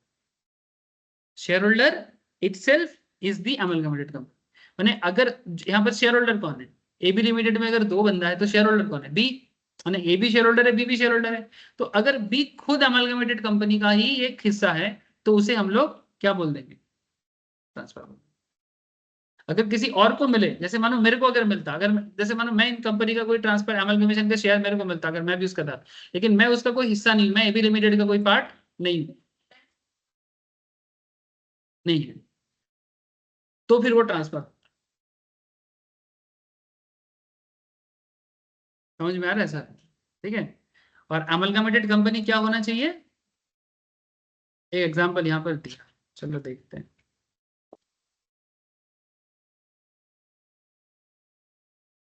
Let us take a case where A Limited, Indian company, holds 60% of share in B Limited। ठीक है, B Limited amalgamates with A Limited। ठीक है, since A Limited itself is the shareholder of B Limited, जो बात मैं बार-बार कर रहा था, A Limited being the amalgamated company cannot issue shares to itself। A Limited being the amalgamated company, क्योंकि वो भी तो amalgamation का पार्ट है, तो वो खुद को शेयर इशू नहीं कर सकता। तुम खुद ही खुद को क्या शेयर इशू करोगे? However, A Limited has to issue share to the other shareholder of B Limited। लेकिन वो B Limited के जो दूसरे शेयर होल्डर है उसे तो शेयर इशू कर सकता है। इंसान खुद को कैसे शेयर इशू करेगा? मतलब रिलायंस खुद को शेयर इशू कर देगा ना, पॉसिबल तो नहीं है ना। तो वही बात कर रहा है कि latest take case A limited an Indian company, जो कि बी लिमिटेड में 60% शेयर होल्ड कर रहा है। तो यहाँ पर बेसिकली ए क्या हो गया फिर? होल्डिंग। बी क्या हो जाएगा? सब्सिडियरी। नाउ बोलते हैं कि B limited amalgamates with A limited. अब क्या हो रहा है कि बी और ए पूरी मार्ज हो रहा है, अमलगमेट हो रहा है। Since A limited itself is the share holder of B limited, है ना, क्योंकि ए का तो बी में शेयर है, तो फिर ए बी का शेयर होल्डर हुआ कि नहीं हुआ? बस, अरे ए का तो 60% शेयर है बी में, तो फिर ए शेयर होल्डर हुआ कि नहीं हुआ? तो बोलते हैं कि A limited itself is the share holder of B limited because उसका 60% शेयर होल्डर है। तो A limited being the amalgamated company, A limited being the amalgamated company का एक पार्ट भी ए लिमिटेड है, cannot issue share to itself. However A limited has to issue shares to other share holders of B limited. मतलब A का जो share ए खुद को तो नहीं दे सकता, लेकिन बी का जो शेयर होल्डर्स है उन्हें तो दे सकता है। उस चीज के ऊपर, तब वो ट्रांसफर नहीं। হ্যাঁ हाँ बोलो सर। স্যার যখনই মানে কেউ মার্জার হয়ে যাচ্ছে তার আগে মানে যদি কোনো হোল্ডিং সাবসিডিয়ারি কনসেপ্টে ছিল বা সেই দুটো কোম্পানি মার্জ হয়ে যাচ্ছে তো তাহলে তো হোল্ডিং সাবসিডিয়ারি রিলেশনশিপটা থাকবে না हाँ তো। थकছে ना, तो एग्जैक्टली ऑब्वियसली अगर दो कंपनी मार्च हो रहा है तो होल्डिंग सब्सिडियरी का क्या बना रहेगा, कुछ नहीं बना रहेगा, क्योंकि तो मार्च होके पूरा एक हो जा रहा है, तब और कोई होल्डिंग सब्सिडियरी नहीं रहेगा, तब वो बेसिकली एक नया नाम ले लेगा। जैसे पहले ए लिमिटेड अलग था, बी लिमिटेड अलग था, अब जब मार्च कर जाएगा शायद वो लोग एक नया नाम देगा, या तो ऐसा होगा कि पूरा कंपनी ए लिमिटेड हो गया, बी बोलकर कोई है ही नहीं, ठीक है, या फिर अगर ए लिमिटेड बी लिमिटेड को ले लिया, दोनों मिलकर एक नाम रख दिया ए बी लिमिटेड, ठीक है, ऐसा कुछ हो सकता है, या फिर सी लिमिटेड एक नया नाम रख देगा सी लिमिटेड, ए बी का कोई नाम ही नहीं रहेगा। কিন্তু শেয়ার হোল্ডিং এর ব্যাপারটা থাকবে তো মানে 60% যদি हाँ এ করে তাহলে কন্ডিশনটা থাকবে। हाँ 60% का कॉन्सेप्ट भी अब नहीं रहेगा सर, 60% वाला कॉन्सेप्ट भी हट जाएगा, क्योंकि अब तो वो एक हो गया, अब क्या 60 क्या 100 क्या फर्क पड़ता है, স্যার তাহলে তো ট্রান্সফারে চলে আসবে না, कि चले আসবে। মানে তা যদি এই কনসেপ্টই না থাকছে শেয়ার হোল্ডিং এর তাহলে তো তখন তো তাহলে ট্রান্সফারে মানে ট্রান্সফারের মধ্যে তাহলে ধরা হবে। হ্যাঁ ওইটাই তো এখানে বলেছে, ট্রান্সফার কখন বলছে, transfer of shares by share holder in a scheme of amalgamation, transfer of shares by share holder in scheme of amalgamation is not a transfer. हम लोग क्या पढ़ रहे हैं, एक्सेप्शनल पढ़ रहे हैं ना, है ना, तो transfer of shares by share holder in scheme of amalgamation is not a transfer. Any transfer of share holder in scheme of amalgamation of share held by him in amalgamating company वो transfer नहीं है, लेकिन कब transfer होगा, except that the share holder itself is the amalgamated company. लेकिन अगर share holder अगर खुद ही अमलगमेटेड कंपनी, जैसे कि ए लिमिटेड खुद ही अमलगमेटेड कंपनी है, वो किसको ट्रांसफर कर रहा है, बी लिमिटेड के किसी को ट्रांसफर कर रहा है, तो फिर वो ट्रांसफर माना जाएगा। হ্যাঁ ওইখানেই তো কনফিউশনটা মানে অ্যামালগামেটেড হয়ে যাচ্ছে মানে তো আর হোল্ডিং সাবসিডির ব্যাপারটাই থাকছে না তাহলে তো তো মানে এরকম শেয়ার হোল্ডারও হবে কি করে মানে সাবসিডিয়ারি। ए बाबू तू ना कॉम्प्लेक्स कर रहे हैं, जब ये प्रोसेस होगा उस टाइम का बात हो रहा है, एक बार अमलगमेशन हो जाए उसके बाद तो सिचुएशन अलग, ये तो बस अमलगमेशन के टाइम पे हो रहा है, ठीक है, वो पर्टिकुलर टाइम पीरियड के लिए हो रहा है, जब वो टाइम पीरियड खत्म हो जाएगा उसके बाद और उसके बाद और होल्डिंग सब्सिडियरी का क्या ही मतलब रहा, तब तो सिचुएशन खत्म। ये तो उस पर्टिकुलर टाइम पीरियड में क्या सिचुएशन है उसको बता रहे हैं कि हम इसे ट्रांसफर माने कि नहीं, और अगर माने तो कब और नहीं माने तो कब, বুঝতে পারলি। হ্যাঁ স্যার। একবার প্রসেসটা কমপ্লিট হয়ে যাবে তো তারপর তো আর অ্যামালগামেশন থাকলো না, না মানে হোল্ডিং সাবসিডি থাকলো না, কিন্তু যখন হচ্ছে তখন তো ওরা হোল্ডিং সাবসিডি হিসেবেই হচ্ছে, যখন এই প্রসেসটা হচ্ছে তখনই যে কনসিডারেশনটা সেটা ইম্পর্টেন্ট হচ্ছে। হ্যাঁ স্যার বুঝতে পেরেছি। अच्छा तो ट्रांसफर ये चीज है सर, आपको ट्रांसफर का नॉर्मल चीज भी पता चला और ट्रांसफर का एक्सेप्शनल्स भी पता चला, तो ये चीजें ना आप लोगों को क्या करना पड़ता है, जब भी क्वेश्चन आता है ना एग्जाम में, ये सब चीजें थोड़ा ख्याल रखना पड़ता है कि क्वेश्चन किस मैटर पे दिया है। मैंने कई बार ना गुमराह कर देते हैं कि लगता तो है ट्रांसफर है, पर ट्रांसफर का कॉन्सेप्ट यहाँ पर काम ही नहीं करता, ट्रांसफर का कॉन्सेप्ट काम ही नहीं करता, तो ये सब चीज को हम लोगों को ध्यान में रखना पड़ेगा। अच्छा यहाँ पर एक क्वेश्चन था,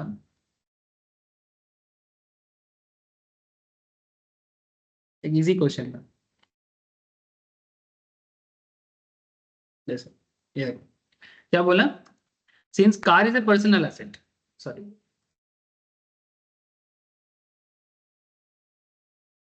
ए is the owner of a car, ठीक है, 1/4/2023 he starts a business of purchase and sale of motor car, ठीक है, गाड़ी का धंधा करते हैं भाई, he trades the above car as part of stock in trade, obvious बात है, of his new business, he sells the same on 31 March 2024 and gets a profit of rupees 1 lakh.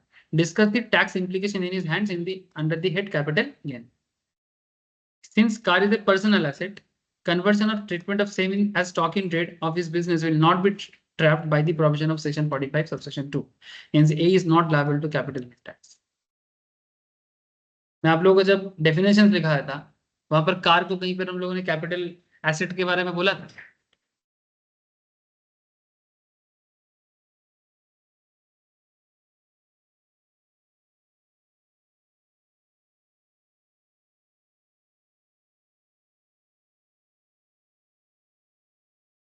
क्या काटा था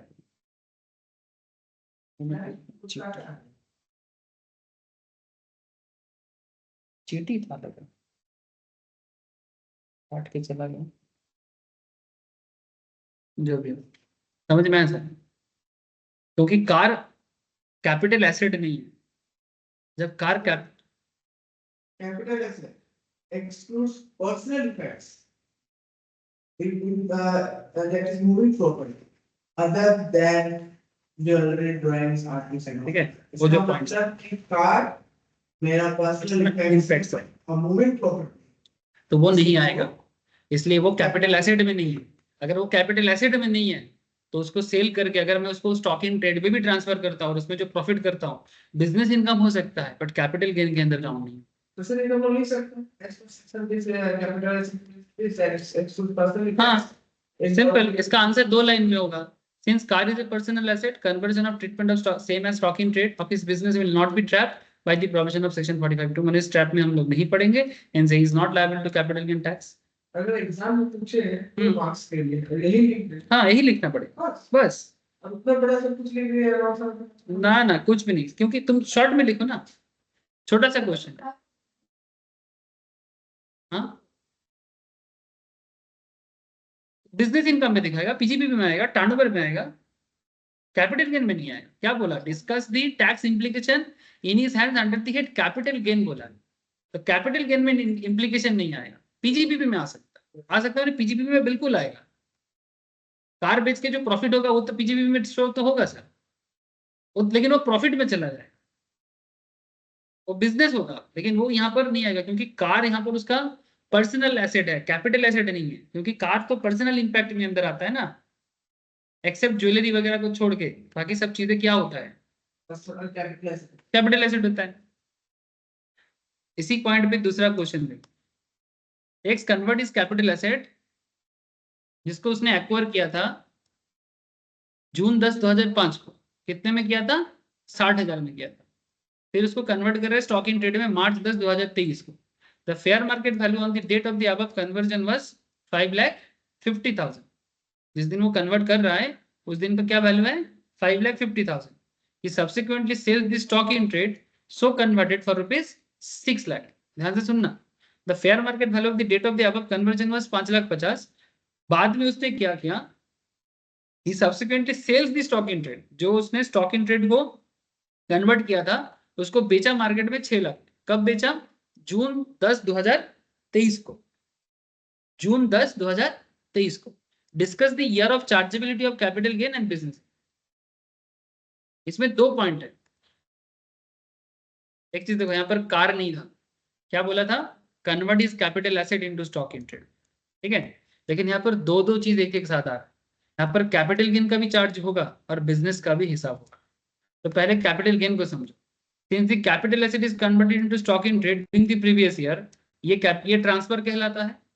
हाँ सर, मैंने आज स्टार्टिंग में लिखा है कि अगर capital asset stock in trade में जाता है तो वो ट्रांसफर कहलाता है, और अगर वो ट्रांसफर कहलाता है तो कैपिटल गेन चार्ज होगा उस पे, है ना। एकदम स्टार्ट डेफिनेशन से देखो, बार बार रंग लाएगा। तो since capital asset is converted into stock in trade during the previous year 22-23 relevant to assessment year 23-24, जो भी आपका क्वेश्चन में रहेगा, it will be a transfer under section 2 subsection 47 during the previous year 22-23, ठीक है। क्योंकि 22-23 का इंपैक्ट ही assessment year 23-24 में पड़ता है, या फिर 23-24 का इंपैक्ट 24-25 में पड़ता है एज पर क्वेश्चन।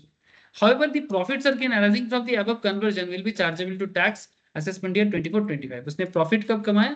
24-25 में। वो डेट के हिसाब से आपको पता चल जाएगा। कैसे? इस तरह से। ये डेट पढ़ के आपको समझ में आना चाहिए। एसेट खरीदा था 2005 में, लेकिन मैंने इसको ट्रांसफर किया मार्च 10 2023 में, तो मार्च 10 2023 इज ए पार्ट ऑफ 22-23, है ना। मार्च 10 2023 मैंने पार्ट ऑफ 22-23। फिर उसने इसको सेल जब किया, ये कौन सा डेट है? 10 जून 2023। तो 10 जून इज माई 23-24, ठीक है।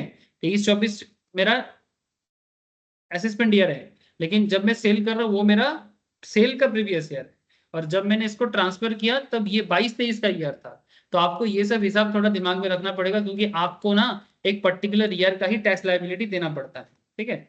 तो उसी चीज को दिमाग में रखते हुए तो असेसमेंट ईयर 24-25 मैंने 23-24 जो मेरा बिजनेस का इनकम है उसका असेसमेंट ईयर क्या होगा 24-25 मैंने 23-24 अगर मेरा बिजनेस इनकम है प्रीवियस ईयर है बिजनेस का तो मेरा असेसमेंट ईयर क्या हो जाएगा 24-25 है ना। तो बोलता है since the stock in trade has been sold only on June 10, 2023 for this purpose the fair market value on the date of such conversion that is 10th March 2023 will be the full value consideration for computation of capital gain। तो उसका business income कितना होगा 6 lakh minus 5.5 lakh है ना। तो उसने कितना business income कर लिया 50,000 being the fair market value on the date of conversion यही है would also be taxable under section माने assessment year 24-25 thus both capital gain and business income would be chargeable to tax assessment year 24-25 माने उसका 50,000 का capital gain भी लग जाएगा ठीक है और उसका बिजनेस इनकम भी 50,000 का लग जाएगा। मैंने एक्चुअली यहाँ पर प्रॉब्लम कहाँ पर आपको फील हो रहा है कि सर ये फेयर मार्केट वैल्यू बोला ना फेयर मार्केट वैल्यू तो उसने एसेट परचेज किया था कब 60,000 में 2005 में ठीक है। लेकिन रूल कहता है कि आप जिस साल एसेट को कन्वर्ट कर रहे हो उस टाइम पे जो दाम है उसी को आपका मैंने बेसिकली कैपिटल गेन का कॉस्ट माना जाए। तो फिर 5.5 लाख का चीज आप जिस डेट पे किया आपने 23-24 में किया तो 24-25 में उसका फेयर वैल्यू 5.5 ही मानेंगे। तो 5.5 से आपने 6 लाख में बेचा तो इसमें 6 लाख में बेचा माने 6 लाख माइनस 5.5 लाख तो ये आपका कैपिटल गेन है 50,000। लेकिन आपने सेम साल में बिजनेस का भी इनकम किया उसमें भी आपका प्रॉफिट 50,000 है। तो यहाँ पर मैंने इत्तेफाक में क्या हुआ कि सिचुएशन ऐसा हुआ कि आपका फेयर वैल्यू जो है वो सेम पड़ रहा है इसलिए आपका कैपिटल गेन भी 50,000 आ रहा है और आपका बिजनेस इनकम भी 50,000 आ रहा है। तो बिजनेस इनकम को कहाँ दिखाएंगे बिजनेस पे चार्ज करेंगे और कैपिटल गेन को कहाँ दिखाएंगे कैपिटल गेन में दिखाएंगे। यस सर মানে 50,000 টা দুবার আসবে তাই তো 50,000 টা দুবার আসবে একটা বিজনেস ইনকাম রূপে আসবে আর একবার कैपिटल गेनটা কেন আসছে एसेट ट्रांसफर को पहले वो बिकॉज उसका पहले वो क्या था उसका कैपिटल एसेट था उसको उसने स्टॉक इन ट्रेड में कन्वर्ट किया तो इसे ट्रांसफर कह रहा है और ट्रांसफर के कारण कैपिटल गेन चार्ज होता है। अगर वो तुम नॉर्मल कैपिटल एसेट होता और उसको तुम बेचते तो फिर वो तो नॉर्मल हो जाता मैंने नॉर्मल स्टॉक इन ट्रेड का इनकम मैंने दुकान का चीज खरीद के दुकान का चीज बेचा बिजनेस इनकम है उसका कैपिटल गेन के साथ क्या लेना देना। लेकिन तुम्हारे कैपिटल एसेट को दुकान में ट्रांसफर करने को ट्रांसफर बोल रहा है और ट्रांसफर सेक्शन 2 सेक्शन 47 में कैपिटल गेन चार्ज कराता है नहीं तो ये कैपिटल गेन नहीं आता। बात समझ में आ रहा है सर यही सब कॉम्प्लेक्सिटीज है धीरे धीरे आदत बन जाएगा ठीक है। कल बाकी चर्चा करते हैं ठीक है। फिर कल ये भी बोलेंगे कॉम्पल्सरी जो सरकार जब लेता है उसका क्या हिसाब किताब होता है ठीक है।